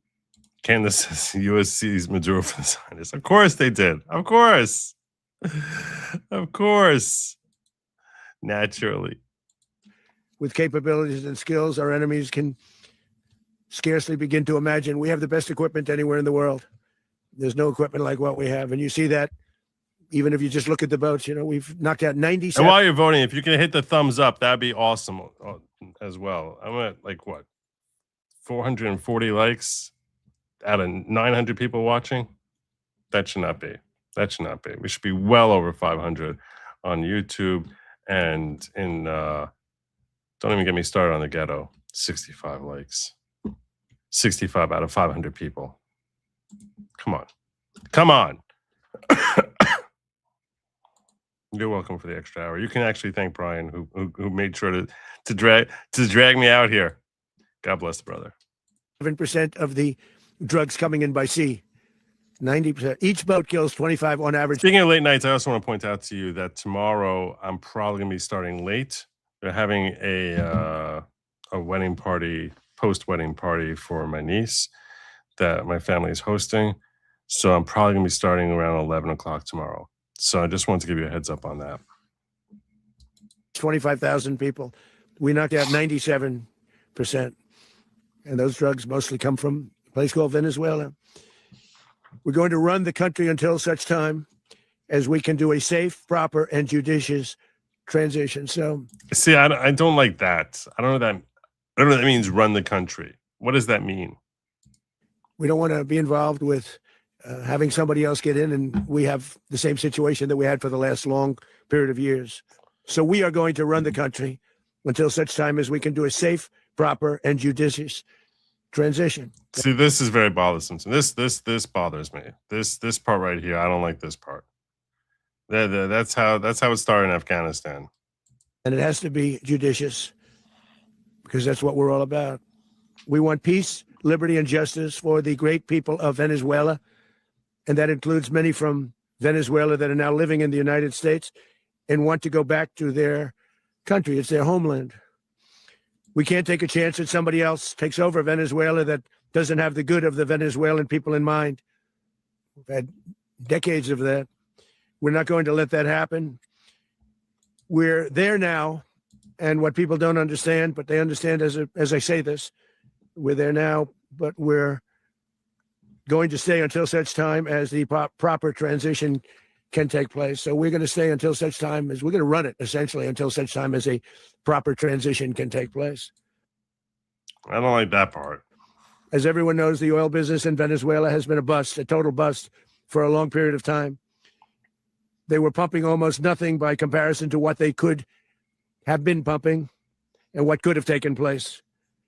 We're going to have our very large United States oil companies, the biggest anywhere in the world, go in, spend billions of dollars, fix the badly broken infrastructure, the oil infrastructure, and start making money for the country. And we are ready to stage a second and much larger attack if we need to do so. So we were prepared to do a second wave if we needed to do so. We actually assumed that a second wave would be necessary, but now it's probably not. The first wave, if you'd like to call it that, the first attack was so successful, we probably don't have to do a second, but we're prepared to do a second wave, a much bigger wave, actually. This was pinpoint, but we have a much bigger wave that probably won't have to do. This partnership of Venezuela with the United States of America, a country that everybody wants to be. I do want to get their oil. I'm tired of the nobility of saying we're not taking their oil. I'm like, no, we're taking their oil. That's the price. That's the price of what we did here.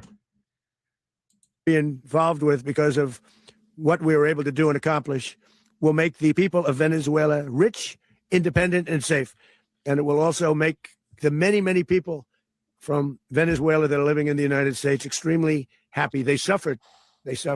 So much was taken from them. They're not going to suffer anymore. The illegitimate dictator Maduro was the kingpin of a vast criminal network responsible for trafficking colossal amounts of deadly. We're not watching this whole thing. But he actually is coming up to a part here that I thought was funny. Illicit drugs into the United States. As alleged in the indictment, he personally oversaw the vicious cartel known as Cartel de las Solas, which flooded our nation with lethal poison, responsible for the deaths of countless Americans, the many, many Americans, hundreds of thousands over the years of Americans died because of him. Maduro and his wife will soon face the full might of American justice and stand trial on American soil. Right now, they're on a ship they'll be heading to, ultimately, New York. And then a decision will be made, I assume, between New York and Miami or Florida. But we have people where the overwhelming evidence of their crimes will be presented in a court of law. And I've seen it. I've seen what we have. It's both horrible and breathtaking that something like this could have been allowed to take place. For many years after his term as president of Venezuela expired, Maduro remained in power and waged a ceaseless campaign of violence, terror, and subversion against the United States of America, threatening not only our people, but the stability of the entire region. And you all saw it. In addition to trafficking gigantic amounts of illegal drugs that inflicted untold suffering and human destruction all over the country, all over, in particular, the United States, Maduro sent savage and murderous gangs, including the bloodthirsty prison gang, Tren de Aragua, to terrorize American communities nationwide. And he did indeed. They were in Colorado. They took over apartment complexes. They cut the fingers off people if they called police. They were brutal, but they're not so brutal now.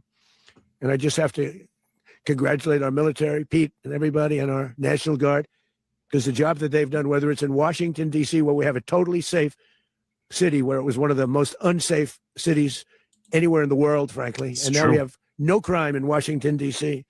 We haven't had a killing. We had the terrorist attack a few weeks ago.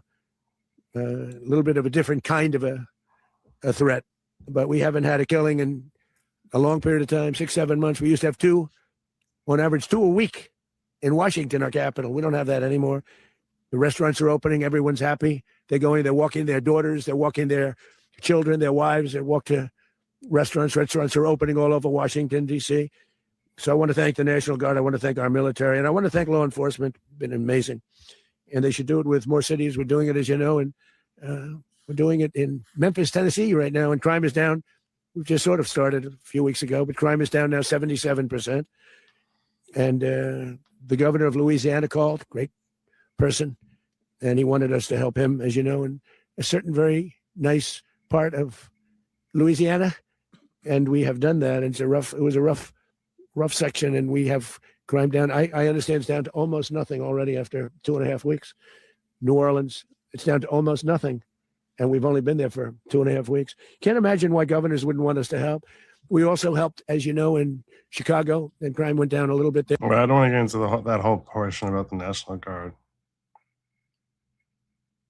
That part I really didn't want to. I didn't really care about.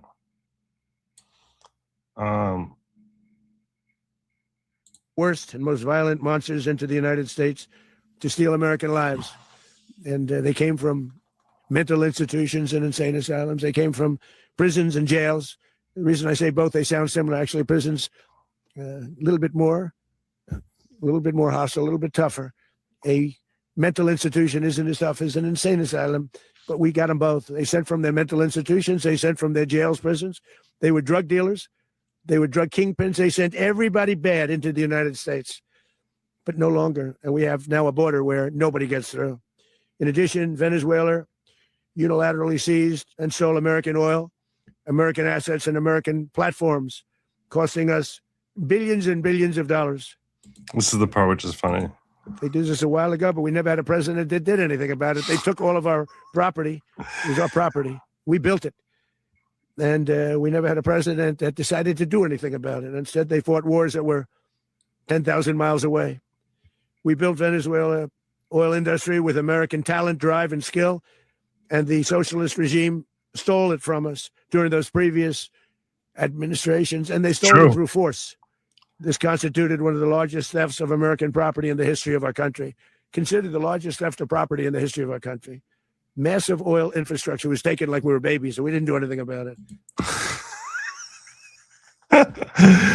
So you asked me, do I think Trump writes his own speech or someone writes down talking points and he ad-libs Bates off of them? He definitely ad-libs. Like, that's him ad-libbing. They gave him this talking point about how this has been stolen from us, and then he ad-libs off of it. You can almost see where he's doing it, right? Like when he starts saying, "They took it from us like we're babies." that's him ad-libbing in there. So I think they give him talking points. I think they give him a speech, and maybe they highlight certain parts of it. Yeah, but that's him ad-libbing right there. I would have done something about it. I would have done something about it. He's great. America will never allow foreign powers to rob our people or drive us back into and out of our own hemisphere. That's what they did. Furthermore, under the now deposed dictator Maduro, Venezuela was increasingly hosting foreign adversaries in our region and acquiring menacing offensive weapons that could threaten U.S. interests and lives. And they used those weapons last night. potentially in league with the cartels operating along our border. I just want to pause because, well, I need to share something with you real quick here. There's a shorter version of this speech. Here's the shorter version. It's just an audio. My fellow Americans, it is my great honor to announce the capture of Venezuelan dictator Nicolás Maduro, a very nasty person with a very stupid mustache. He's very stupid. And he broke what's called the Trump doctrine. F around and find out. And he effed around for too long. And now we found out. Our beautiful men and women of our military entered his home through a hole that was created after we attached Chris Christie to a wrecking ball. We blew a big, beautiful hole in the house. And they said to me, sir, we found him, sir. He's sleeping like a baby in Hello Kitty pajamas. Believe it or not, he was in Hello Kitty pajamas, sucking his thumb in the fetal position. They said to me, sir, what do you want us to do, sir? I said, get him out. And they got him out. I want to congratulate the new president of Venezuela, Marco Rubio. He's going to do a tremendous job, just like he does in all of his jobs, but he's going to be a great president of Venezuela. They call him El Marco Grande, right? El Marco Grande. That means Big Marco. He's Big Marco now. But when we convict Maduro, we're going to shave off that horrible, stupid mustache, and we're looking at where to send him. We're looking at Sicat. It's a beautiful place in El Salvador, a very tough place. And if he goes there, maybe the Democrats could have a margarita with him. Oh, that's You true. know, they like to do that. So maybe They they do. can do that. Or we may send him to Somalia. There's no worse punishment than to send a person to a complete dump of a country. It's a dump. I call it a sugar, honey, iced tea hole. You know what I'm talking about, Somalia. It's a very nasty place. But the days of Maduro sending drugs and gang members into our country are over. Trende Aragua, they used to be Trende Aquí, now they're Trende Adios. They're Trende annihilated. And let this serve as a message to the Trend annihilated. He's so good. rest of the world. If you're a dictator who threatens the United States, including the Ayatollah of Iran and his many wives or goats or whatever the hell he's doing in that cave, we're going to come for you too. Do not break the Trump doctrine. F around and find out. If you abide by it, you're not going to have a problem. But if you break the Trump doctrine, you're going to have a lot of problems. Thank you for your attention to this matter. It's so good. Yeah. So I thought I promised to share with you the different clips that I had considered using for my opening, and that was definitely one of them. So I'm going to fast forward past Trump now to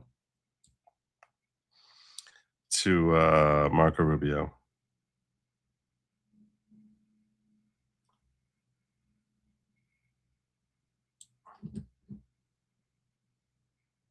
It's only like 5 minutes of him. Points. Nicolás Maduro was indicted in 2020 in the United States. He is not the legitimate president of Venezuela. That's not just us saying it. The first Trump administration, the Biden administration, the second Trump administration, none of those three recognize him. He's not recognized by the European Union and multiple countries around the world. He is a fugitive of American justice with a $50 million reward, which I guess we saved $50 million. And Make sure. yeah, exactly. But Don't let anybody claim it.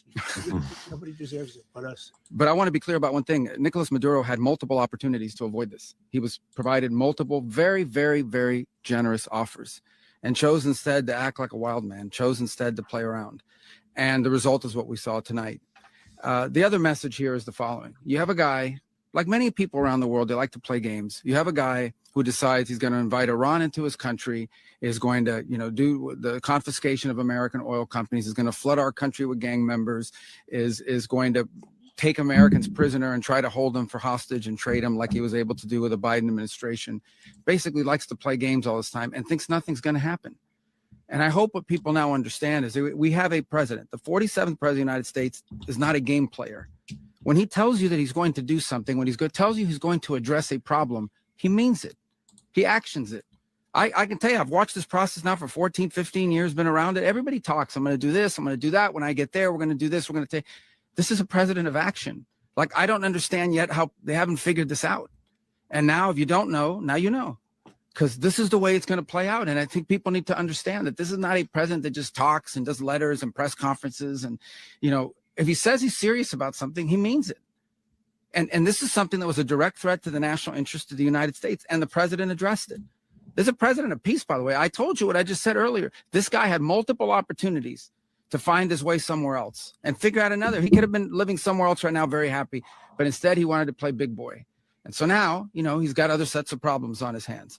And but I think that the message here should be for the world. Look, the president doesn't go out looking for people to pick fights with. He's not generally wants to get along with everybody. We'll talk and meet with anybody, but don't play games. Don't play games with this president's in office because it's not going to turn out well. And so I hope that I guess that lesson was learned last night, and we hope it'll be instructive moving forward. So there you go. So that was Marco Rubio coming out there. I had a bunch of Marco clips that I wanted to share with you earlier that I wasn't able to put my hands on, but I have them now. So, I'm confused. Are they still wanted by the United States? Why didn't this is Margaret Brennan asking why we didn't get the other. She listed off 5 people that she's like, these are other people who are part of Maduro's regime. Why didn't we get those people also? Why didn't we get all 5 of them? Why did we only get Nicolás Maduro? Are they still? I'm confused. And Rubio schools her in a way that's beautiful to watch. I'm confused. Are they still wanted by the United States? Why didn't you arrest them if you are taking out the narco-terrorist regime? You're confused? I don't know why that's confusing to you. They're still in I mean, power. It's very simple. You're not going to go in and wrap up. But you can't go. You're going to go in and suck up 5 people. They're already complaining about this one operation. Imagine the howls we would have from everybody else if we actually had to go and stay there 4 days to capture 4 other people. We got the top priority. The number one person on the list was the guy who claimed to be the president of the country that he was not. And he was arrested along with his wife, who was also indicted. And that was a pretty sophisticated and frankly complicated operation. It was. It is not easy to land helicopters in the middle of the largest military base in the country. The guy lived on a military base. Land within 3 minutes, kick down his door, grab him, put him in handcuffs, read him his rights, put him in a helicopter, and leave the country without losing any American or any American assets. That's not an easy mission. And you're asking me, why didn't we do that in 5 other places at the same time? I mean, that's absurd. I do think this is one of the most, daring, complicated, sophisticated missions this country has carried out in a very long time. Tremendous credit to the U.S. military personnel who did it. It was unbelievable and tremendous success. And today, an indicted drug trafficker who was not the legitimate president of Venezuela, who we don't recognize, the Biden administration didn't recognize, 60-something countries don't recognize, the European Union doesn't recognize, and many countries in Latin America don't recognize. He was a indicted drug trafficker. He was arrested. His wife was arrested, also but the indicted, others who are also indicted are still system of courts. The others who are also indicted are still in place. So that's the point of my questioning there. But you talked about not being the. But what are you saying? We should do what we did times 5, like this complicated mission. Multiply that by 5. You stupid woman. A legitimate. So you wanted president. us to land in 5 other military bases? No, I'm asking why you chose that this was the limit of the military operation. But to your point that she's realizing what a stupid question this was. Just made that that Maduro was not the legitimate president. He was the guy who was claiming to be the president. Right. Well, the opposition. He was the top target. Okay. Oh, okay. So the guy claiming to be the president is the top target? Oh, okay. Such an idiot. She's not the only idiot. States need to take over the Venezuelan oil industry. Well, we don't need to. First of all, let me go back up. We don't need Venezuela's oil. We have plenty of oil in the United States. What we're not going to allow is for the oil industry in Venezuela to be controlled by adversaries of the United States. You have to understand, why does China need their oil? Why does Russia need their oil? Why does Iran need their oil? They're not even in this continent. This is the Western Hemisphere. This is where we live. And we're not going to allow the Western Hemisphere to be a base of operation for adversaries, competitors, and rivals of the United States. Have specific oil companies. We also want to see that oil and the proceeds from it Hold on. We want to see the oil proceeds of that country benefit the people of Venezuela. Why have 8 million people left Venezuela? 8 million, the single largest mass migration probably in modern history, left Venezuela since 2014 because all the wealth of that country was stolen to the benefit of Maduro and his cronies in the regime, but not to the benefit of people of Venezuela. You know how destabilizing 8 million migrants is? The number one fear that Brazil has, that Colombia has, that all these countries in the region have about what's happening in Venezuela and our involvement is they're afraid of another mass migration event.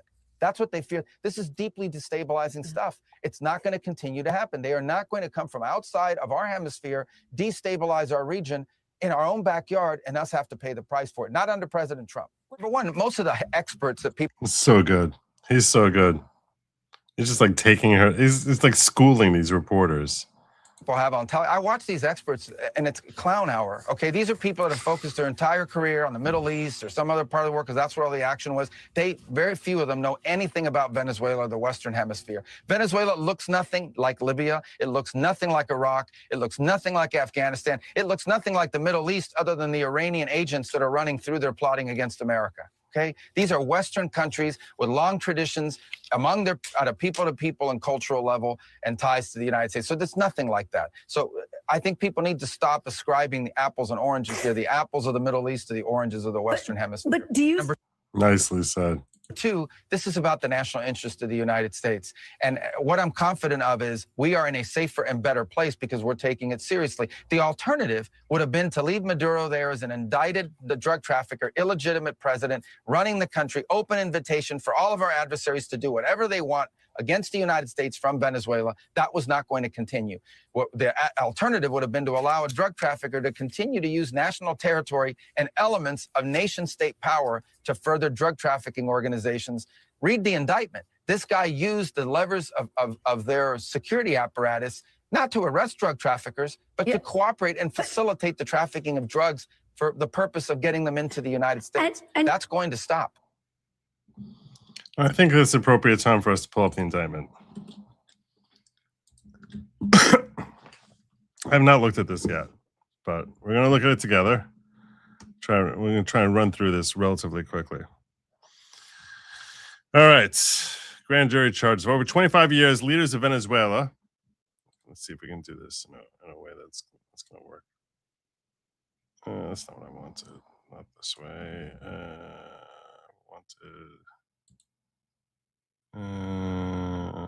Check mark, cross out. No. If I do this, let's see. If I do this cross out, that's not good. Undo that. No. I always forget how I like doing this. Give me a moment.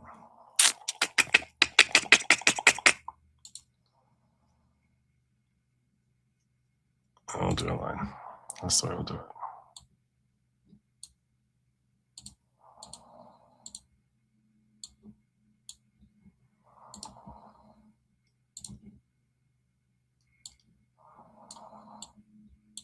Definitely don't want it like that. That's not how I wanted it.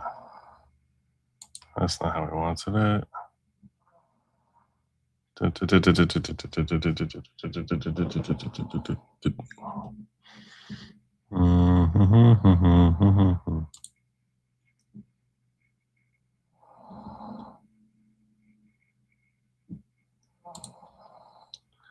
We'll just do it this way.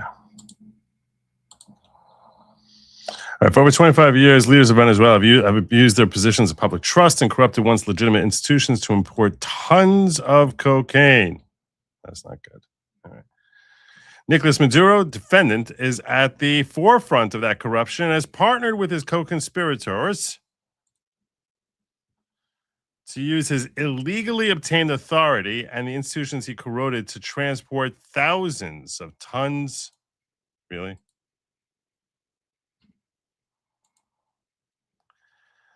Thousands of tons of cocaine to the United States. Since his early days in Venezuela government, Maduro has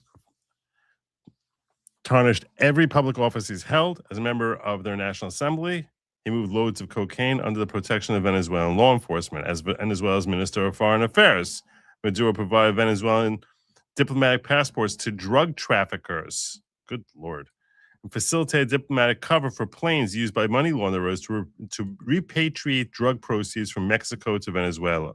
As Venezuela's president and now de facto ruler, Maduro allows cocaine-fueled corruption to flourish for his own benefit and for the benefit of members of his ruling regime. This is important as far as getting him personally, that he's doing it for his own self, not for the benefit of Venezuela. Nicolás Maduro, Moros, the defendant, now sits atop a corrupt, illegitimate government that for decades has leveraged government power to protect and promote illegal activity, including drug trafficking.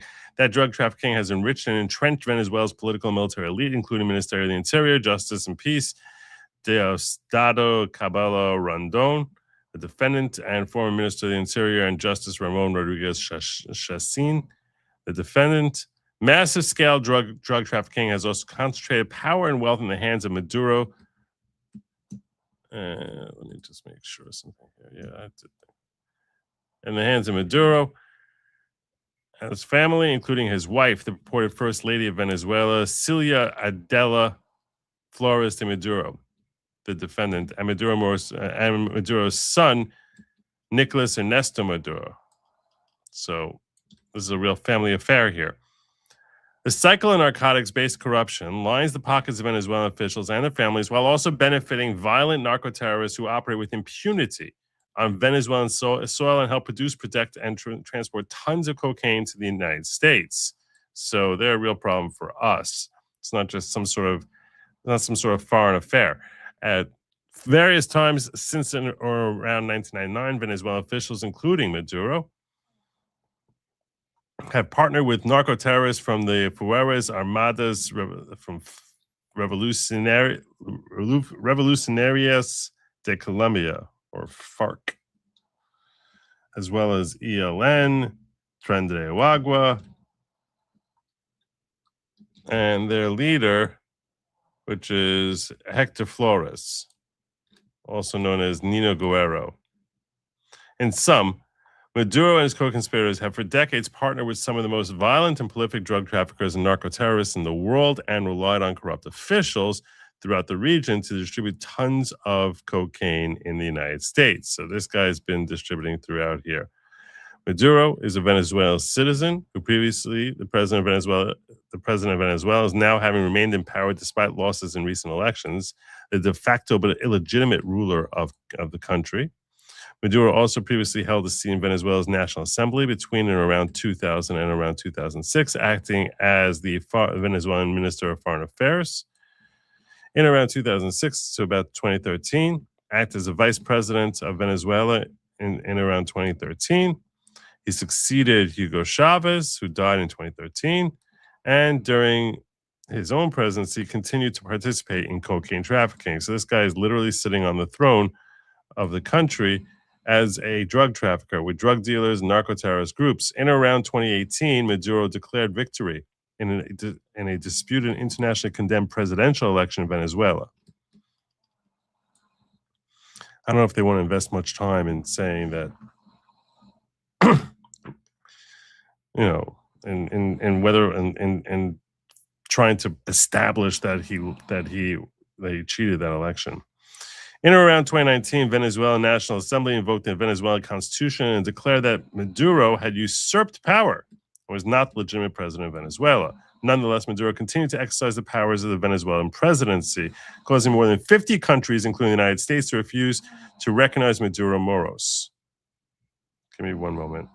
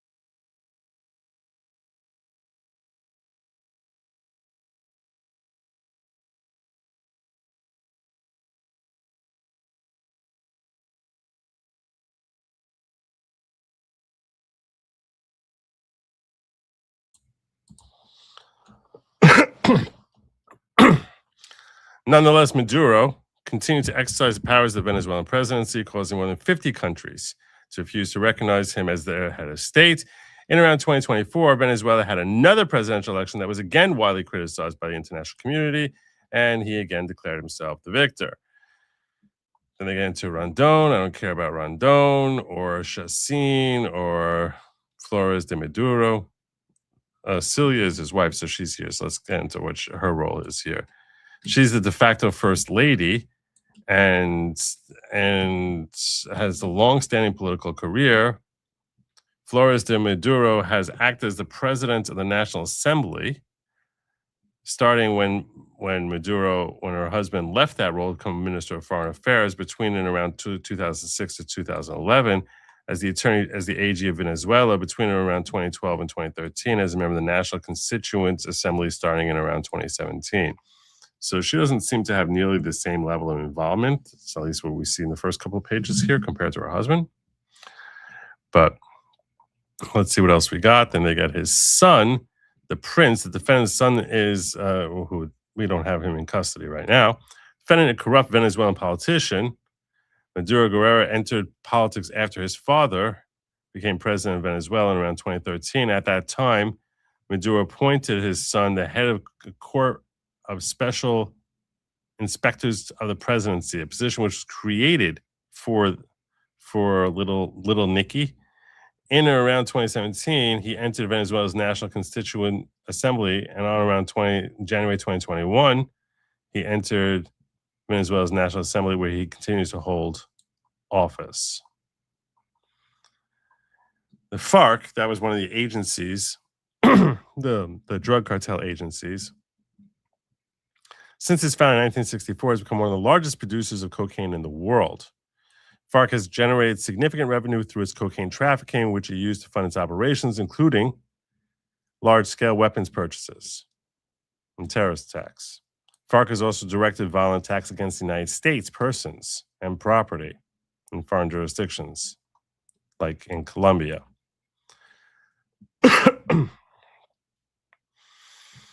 FARC leadership ordered their members to kidnap and murder U.S. citizens and to attack the U.S. interests in order to dissuade the United States from continuing its efforts to fumigate and disrupt their manufacturing and distribution. Consistent with these activities, in around 1997, the U.S. Department of State designated FARC a foreign terrorist organization. On November 30th, 2021, State Department removed FARC from the FTO list and simultaneously designated two FARC successor organizations as FTOs, pursuant to Section 219 of the INA. That was FARC-EP and Segunda Marquitalia, both of which remain so designated. ELN has been a terrorist group since 1965. This is another group that they're saying that he was associated with. And they're also involved in drug trafficking, kidnapping, bombings. And then you have Sinaloa Cartel, based in the Mexican state of Sinaloa, which has been around since the 1980s. And they partnered with the Colombia sources of supply, transport drugs through Mexico and into the United States. In the early 2000s, Joaquin Archivaldo Guzman Loera, El Chapo, and Ismael Zambada Garcia formed a partnership that led to transformation of the Mexican Federation into the Sinaloa Cartel, which became the largest drug trafficking organization in the world. At present, the Sinaloa Cartel is highly organized and active in more than half of all states in Mexico. Through a sophisticated and heavily armed security apparatus, the Sinaloa Cartel wields power through fear, threats, and violence, including by killing police, civilians, and members of other criminal groups who encroach on their territory. Members of the Sinaloa Cartel may also be killed for perceived disloyalty, disobedience, and send message. Basically, El Chapo is considered the most dangerous drug runner in the world. To further and protect its drug interests, the Sinaloa Cartel engages in other criminal conduct, including bribery, extortion, weapons trafficking, and consistent with that, we have Sinaloa Cartel is a foreign terrorist organization. Zetas, also known as Cartel de Noreste, CDN, is a violent and prolific transnational drug organization based in northeastern Mexico, involved in drug trafficking, kidnapping, extortion, human smuggling, and other illicit activities. And there are also a bunch of bad guys. Then you have Tren de Aragua, violent transnational criminal organization. So those are the different entities that Maduro is alleged to be associated with. Maduro, like former President Chavez before him, participates in, perpetuates, and protects a culture of corruption in which powerful Venezuelan elites enrich themselves through drug trafficking and the protection of their partner drug traffickers. Profits of that illegal activity flow to corrupt rank-and-file civilian military intelligence officials who operate a patronage system run by those at the top, also known as the Cartel de los Solos, or Cartel of the Suns, a reference to the sun insignia affixed to the uniforms of high-ranking Venezuelan military officials. So everyone knows they're not even trying to hide the fact that they're part of the Venezuelan government. They sit geographically a valuable location for drug traffickers with northern access to the Caribbean by several large ports and western access to the mountainous regions of Colombia, where coca is grown and turned to the vast majority of the world's cocaine. Starting in 1999, Venezuela became a safe haven for drug traffickers willing to pay for protection and support corrupt Venezuelan civilian and military officials who operate outside the reach of Colombian law enforcement. So ever since Chavez has been there, it's basically been a drug country. In that environment, cocaine trafficking flourished. And the officials and their family members, including the defendants, partner with narcotics traffickers and narco-terrorist groups who dispatch processed cocaine from Venezuela to the U.S. via transshipment points to the Caribbean and Central America, such as Honduras, Guatemala, and Mexico. 2020, the State Department estimated between 200 and 250 tons of cocaine were trafficked through Venezuela every year. The maritime shipments were shipped north from Venezuela's coastline using go-fast vessels, fishing boats, and container ships. They ship it by air from different airstrips. And that's how they're getting into this country. Through this drug trafficking, Maduro, the defendant, and corrupt members of the regime enabled corruption fueled by drug trafficking throughout the region. And they have different points of transfer in Honduras, Guatemala, and Mexico, where they engage in the similar type of corruption. In turn, these politicians use the cocaine fuel payments to maintain and augment their political power. So basically, they're a bunch of drug runners who became government officials. So too were politicians along the Caribbean route corrupted by cocaine traffickers who would pay them for protection from arrest and to allow favored traffickers to operate with impunity as they traffic cocaine from Venezuela to the U.S. So at every step, relying on the producers in Colombia, transporters and distributors in Venezuela, and recipients and redistributors, and the corrupt benefactors who protected and aided them. Similarly, Maduro and the other defendants, they facilitated the empowerment and growth of violent narco-terrorist groups to help out with their cocaine profits. They not only work directly with and send profits to high-ranking Venezuelan officials, but also reap the benefits of the increased value of cocaine at each transshipment point. So they were taking their cut every step of the way. Point being, they're benefiting from all of this corrupt illegal activity. These organizations, including the FARC and ELN, which control cocaine production in the mountainous regions of Colombia. And then you've got El Chapo with Sinaloa and the Zetas, as well as Tren de Aragua, all take part of the distribution chain in trying to transport it out within and beyond Venezuelan coasts. Then you have their overt acts, which tells you that they're going to be going for conspiracy. The defendants, together with others, engaged in a relentless campaign of cocaine trafficking through the time charged in the superseding indictment, resulting in the distribution of thousands of tons of cocaine in the U.S. Throughout, Maduro, the defendant, along with members of his family and other corrupt officials, provided law enforcement cover and logistical support for the transport of cocaine through Venezuela, with knowledge that the drug trafficking partners would move the cocaine north to the U.S. So they knew that this was ultimately bound here. This is why we should be able to hold them liable here. You were willfully trying to harm America because you knew that you weren't just engaging in drug trafficking, but that you were engaging in drug trafficking that would result in them being trafficked here. Thus, we have a basis to hold you personally accountable. While this conduct occurred regularly and repeatedly throughout this time period, here are certain examples engaged in by defendants in furtherance of the drug trafficking. So between 2006 and 2008, while acting as Venezuela's Minister of Foreign Affairs, Maduro sold Venezuelan diplomatic passports to individuals that he knew were known drug traffickers. When they needed to move the drug proceeds from Mexico back to Venezuela, so he facilitated the movement of private planes under diplomatic cover to ensure the flights received no scrutiny from law enforcement. So he's basically trying to take advantage of his role as a government official in order to help them move money. Maduro called the Venezuelan embassy in Mexico to advise that diplomatic mission would be arriving by plane. Then, when the traffickers met with Venezuelan ambassador to Mexico, which was supposedly a diplomatic mission from Maduro, plane was loaded with drug proceeds. Plane would then return to Venezuela under diplomatic cover. So he was basically skunking around as this is all diplomatic flights, which were really just drug trafficking or drug money trafficking.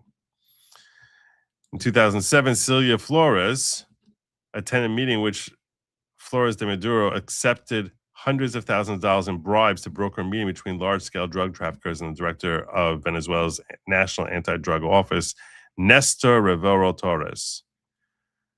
The drug trafficker later arranged to pay a monthly bribe to Rivero Torres, in addition to approximately $100,000 for each flight that was transporting cocaine to ensure the flight's safe passage, which was a portion of which was paid to Celia. So this is how we're getting her.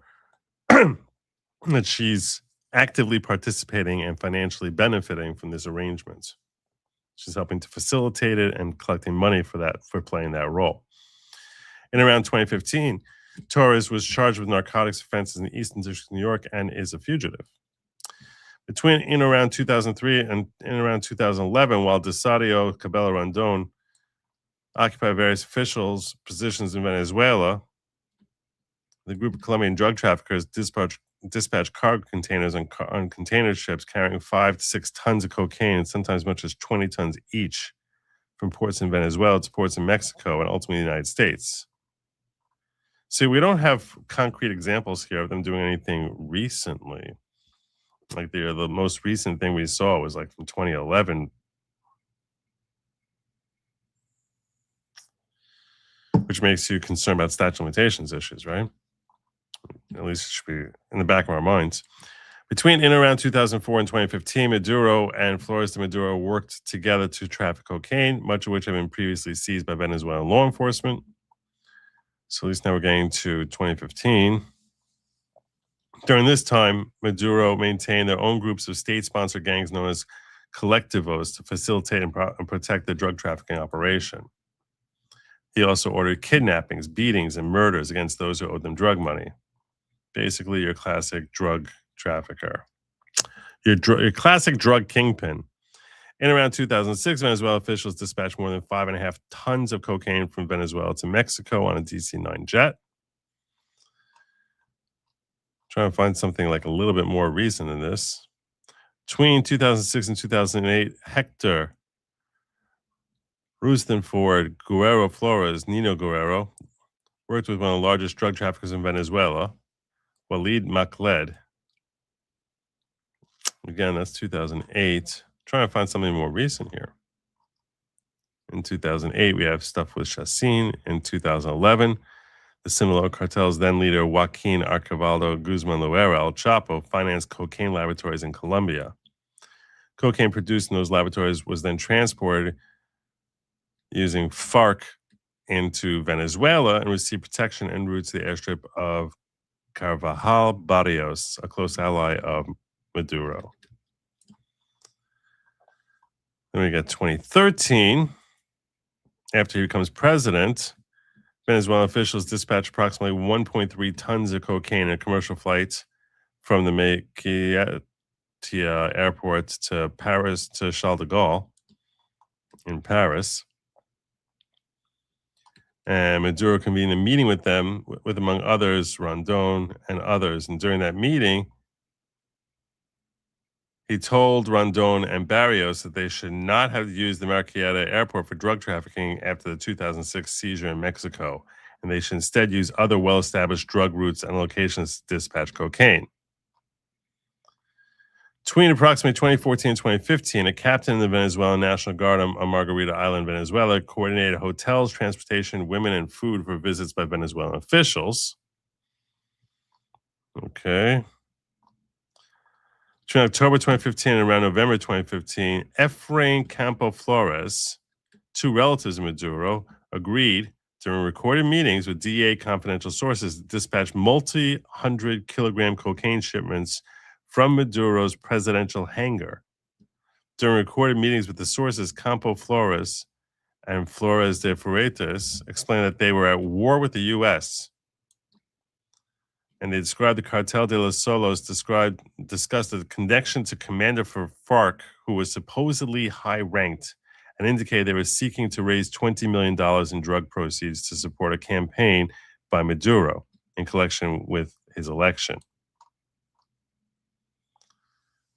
In around 2017, Maduro Guerrero worked to ship hundreds of kilograms of cocaine from Venezuela to Miami, Florida. And during that time, Maduro Guerrero spoke with drug trafficking partners about, among other things, shipping 500-kilogram shipment of cocaine to be unloaded from a cargo container near Miami into ports of New York. Then we have in 2018, 2019, Rodrigo Chacin made multiple trips from Banner State to Caracas with a key FARC leader. In around July 2019, shortly after certain FARC leaders had publicly returned to arms, despite the signing of recent peace accords with the Colombian government, Maduro attended a videotaped press conference at which Maduro announced that the FARC and its leaders were welcome in Venezuela. So this is, now we're starting to get into more recent times. In around 2019, Tren de Aragua leader Guerreras Flores discussed drug trafficking with an individual he understood to be working with the Venezuelan regime. Over multiple calls, Flores offered to provide escort services for drug loads, explaining that Flores and Tren de Aragua had control of the coastlines of Venezuela's Aragua state. In around 2020, Maduro Guerrero attended a meeting in Medellin, Colombia, with two representatives of the FARC. During that meeting, Guerrero discussed arrangements to move large quantities of coke and weapons through Colombia and into the U.S. over the next 6 years until 2026. Okay.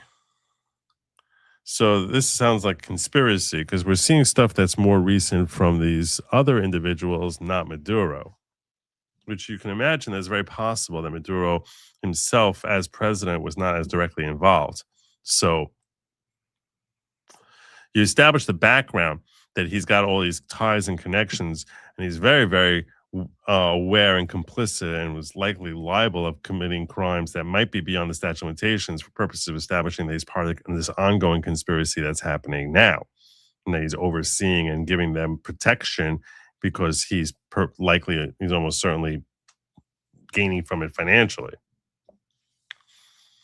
In around 2007, direction of Cabral Barrios, Venezuelan General Cardones delivered to the FARC leadership 4 crates of weapons from the Venezuelan government. Okay.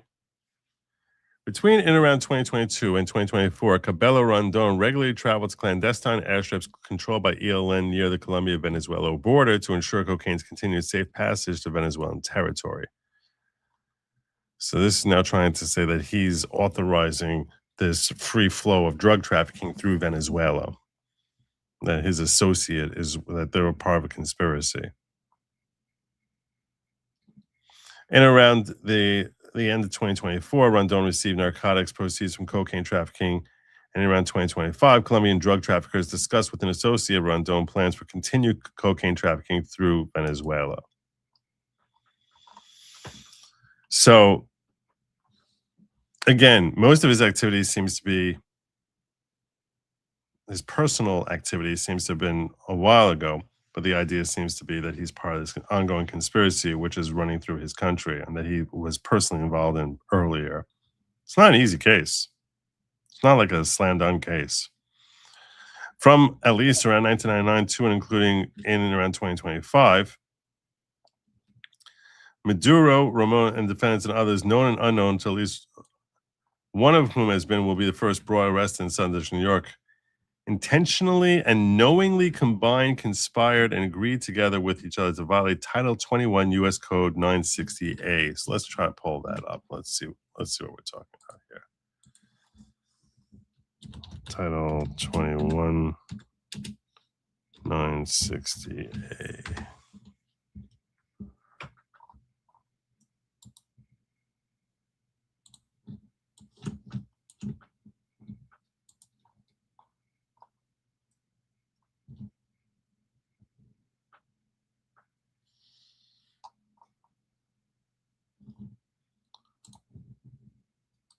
Whoever engages in conduct will be punishable under Section 841A of this title, committed within the jurisdiction of the U.S., or attempts or conspires to do so. So, any sentence will include a term of supervised release of at least 5 years in addition to each term of imprisonment. Right, they should be imprisoned to a term of imprisonment not less than twice the minimum punishment under Section 841B. 1. Oh Lord, this sounds like homework.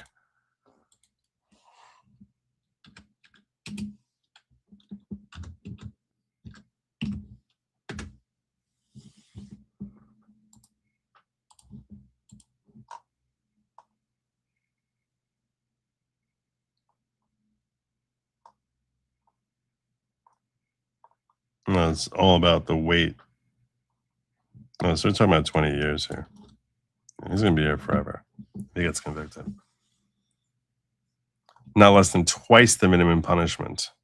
Not more than a life. So yeah, this would basically be a life sentence for him. We have jurisdiction if the prohibited drug activity or terrorist offense is in violation of criminal law in the United States. The offense of prohibited drug activity or the offense occurs or affects interstate or foreign commerce. An offender provides anything of pecuniary value for a terrorist offense that causes or is designed to cause death or serious bodily injury. It's any of these. The offense of the prohibited drug activity occurs in whole or part outside the U.S. And a perpetrated offense of the prohibited drug activity is a national of the United U.S. That wouldn't apply. And after the conduct required for the offense occurs and an offender is brought into or found in the United States, even if the conduct required for the offense occurs outside the United States. So there you go. There you go. So what we have here is we have jurisdiction. So he could basically be facing sentenced to a term in prison not less than twice the minimum punishment under Section 841B, which we saw that was twice 20 years. So he has a minimum of 40-year sentence.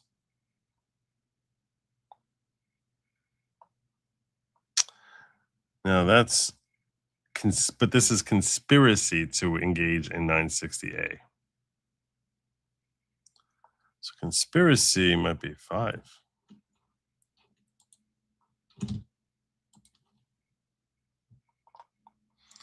It was a part on object of conspiracy that Maduro, Rondon, and Chassin, the defendants and others, did engage in conduct that would be punishable under Title 21, Section 841, if committed in the U.S.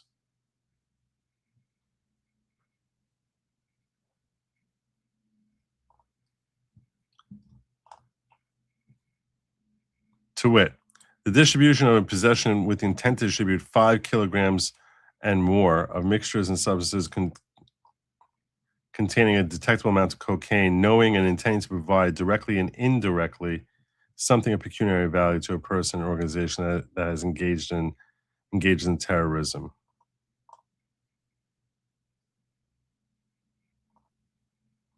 As we just saw.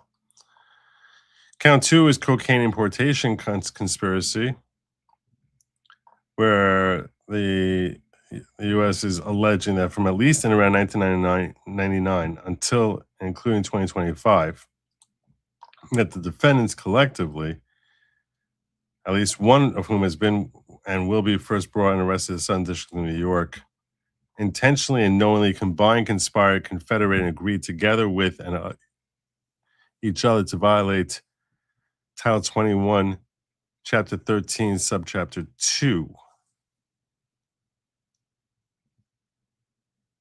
Was a part, what is 21 subchapter? 21, Chapter 13.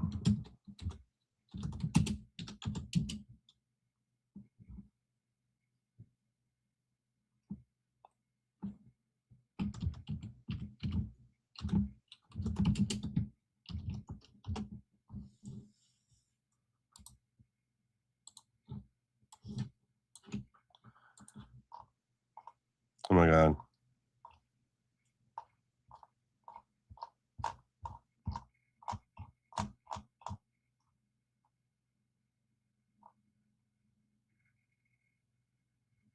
This is going to be 968 probably.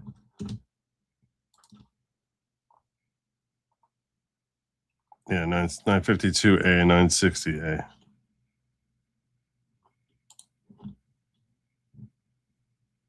That's what we're looking at. All right, we're just looking at that. Further part an object of the conspiracy. The defense and others known or unknown would and did manufacture, distribute, and possess with intent to distribute a controlled substance, intending, knowing, and having reasonable cause to believe that it would be imported into the U.S. and into waters within a distance of 12 miles of the coast of the U.S. Further part and object of the conspiracy that these defendants use aircraft registered in the U.S., manufacture, distribute, and possess and intend to distribute.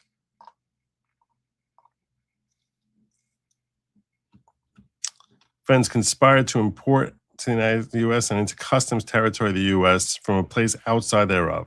Manufacture and distribute, intending, knowing, and having reasonable cause to believe that it's going to come here into the U.S. And they also boarded an aircraft registered in the U.S. with 5 kilograms and more of mixtures in violation 960B, subsection 1B. Count 3 is same charges. This is a violation of 924. This is knowingly used or carried firearms in furtherance of crimes. So that adds a separate charge for carrying the firearms. Count 4 is same basic structure, but as part of this conspiracy, the defense and others known and unknown during relation to drug trafficking crime, to wit for which may be prosecuted in the court of the United States, to wit the Maduro, Joaquin, they controlled substances offenses charging counts 1, 2 of the superseding indictment, and these other defendants that they possess firearms and aid and abetted use, carrying, and possession of firearms with machine guns that were capable of automatically shooting more than one shot without reloading. So they're catching them on the type of the gun that they're using. Okay, that's count 4. As a result of the community-controlled substance offense, offense shall forfeit to the U.S. pursuant to Title 21, Section 853970, and any and all property constituting or derived proceeds from the defendants obtained, which is obviously, we're talking billions of dollars.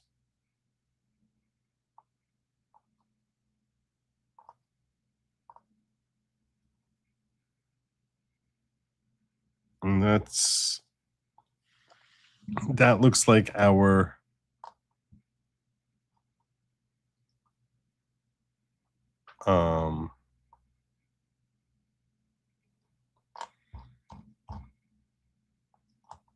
that is our indictment. All right.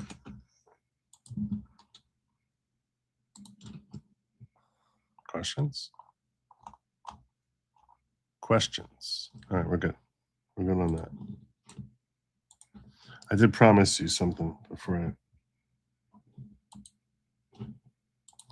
I aim to keep my promise now. I promised you that if we hit our goal, I was going to share with you my other potential openings. I had 2 other potential openings that I was going to use tonight. There was this one. Hola amigos, yo soy su nuevo presidente, el señor Donaldo J. Trumpo. Your ex-presidente, el señor Maduro, is no longer your presidente. He kept talking shit, you know, and fucking around, though, and he ultimately found out, though. Anyway, we're going to make Venezuela grande again. Mucho grande. El bigger y el better than ever before. We're going to drill, baby drill. We're going to have a big, beautiful fiesta, all the tacos you want. Mucho mariachi, sexy mamacitas, and delicious margaritas. And President Trump is going to be el DJ, okay? Muchas gracias, muchachos. Y let's make el Venezuela grande again. Arriba el Venezuela, amigos. Hola. There you go. That's cute. That's cute. And one more. This was the first one I found that I originally was going to use, but I'm warning you, it's a baby one.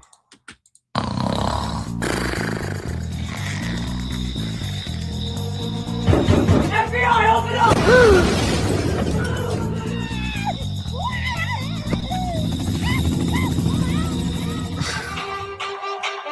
Please. Yes, please. Yes, please. Peace for the better. Peace for the better. Sweet boss.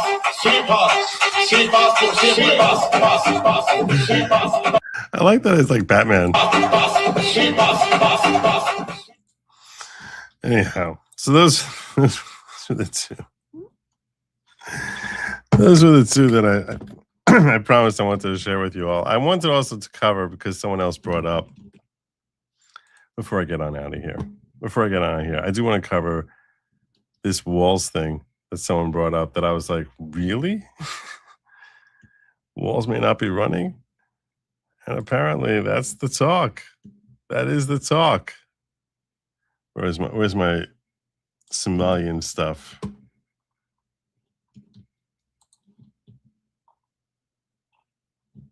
Let me cover Somalia with you. Somaliland in Minnesota. Somalians are ripping off a country to the tune of, it looks like, $19 billion. This is Trump. It's almost not even believable.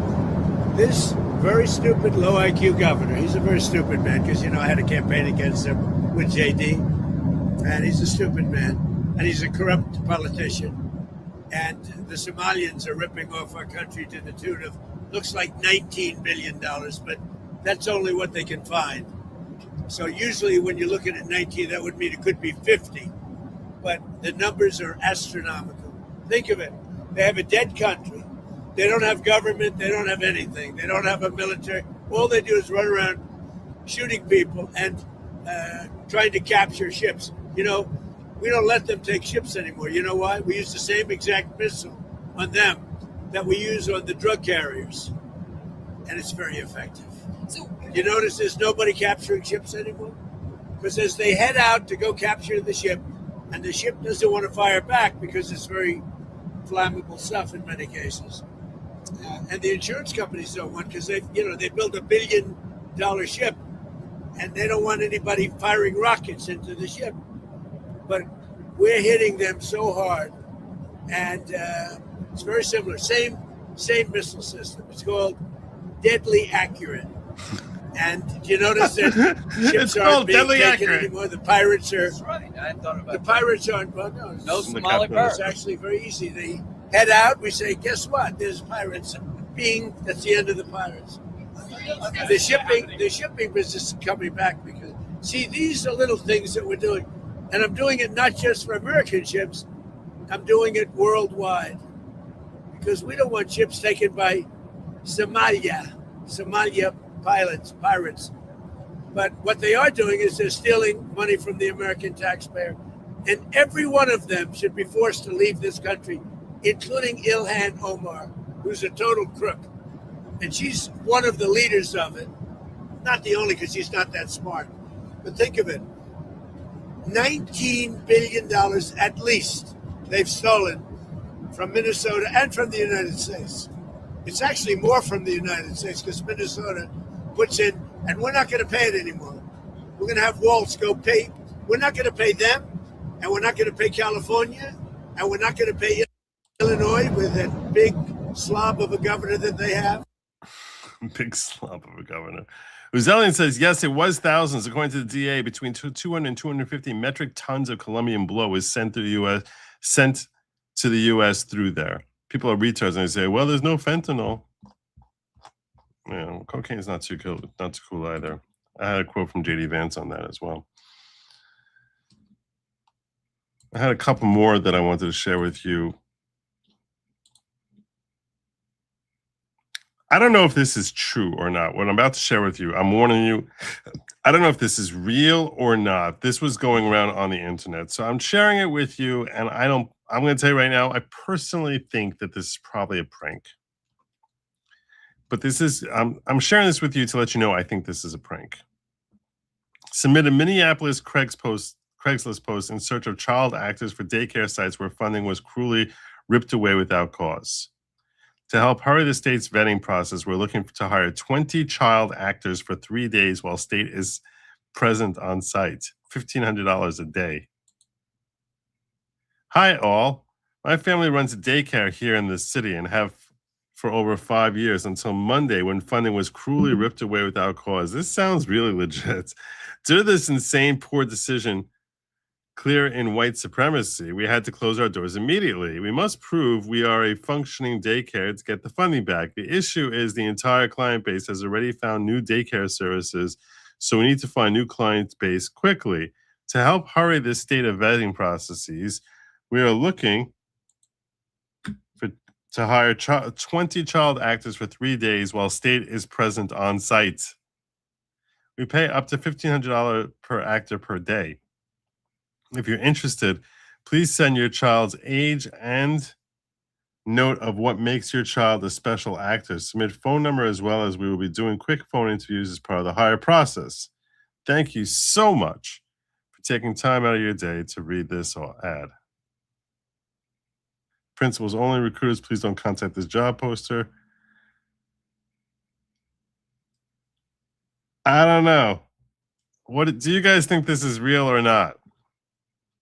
That's my question for you. Do you think this is real or this is made up, like someone made a joke?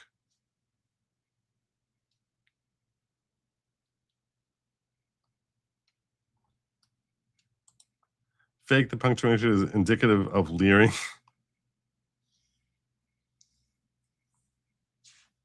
Not fake joke. Yeah, that's where I was leaning. That's where I'm leaning to. But it was all over the internet, so I was like, I have a feeling this is not real. My gut says this is not real.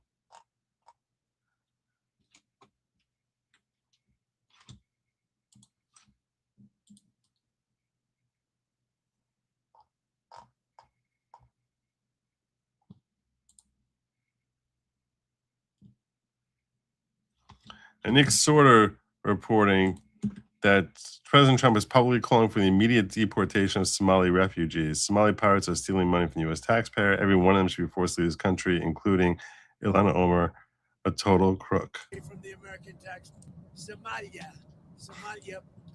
pirates. But what they are doing is they're stealing money from the American taxpayer. And every one of them should be forced to leave this country. Every one of them. Every one of them should be forced to leave this country. I don't know if that's going to happen. Including Ilhan Omar, who's a total crook. And she's one of the leaders of it. Not the only, because she's not that smart. But think of it.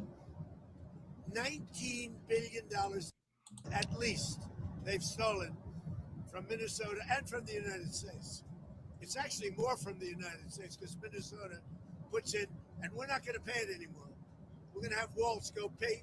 We're not going to pay them, and we're I'm not going to pay California or Chicago on that big fat dope there. So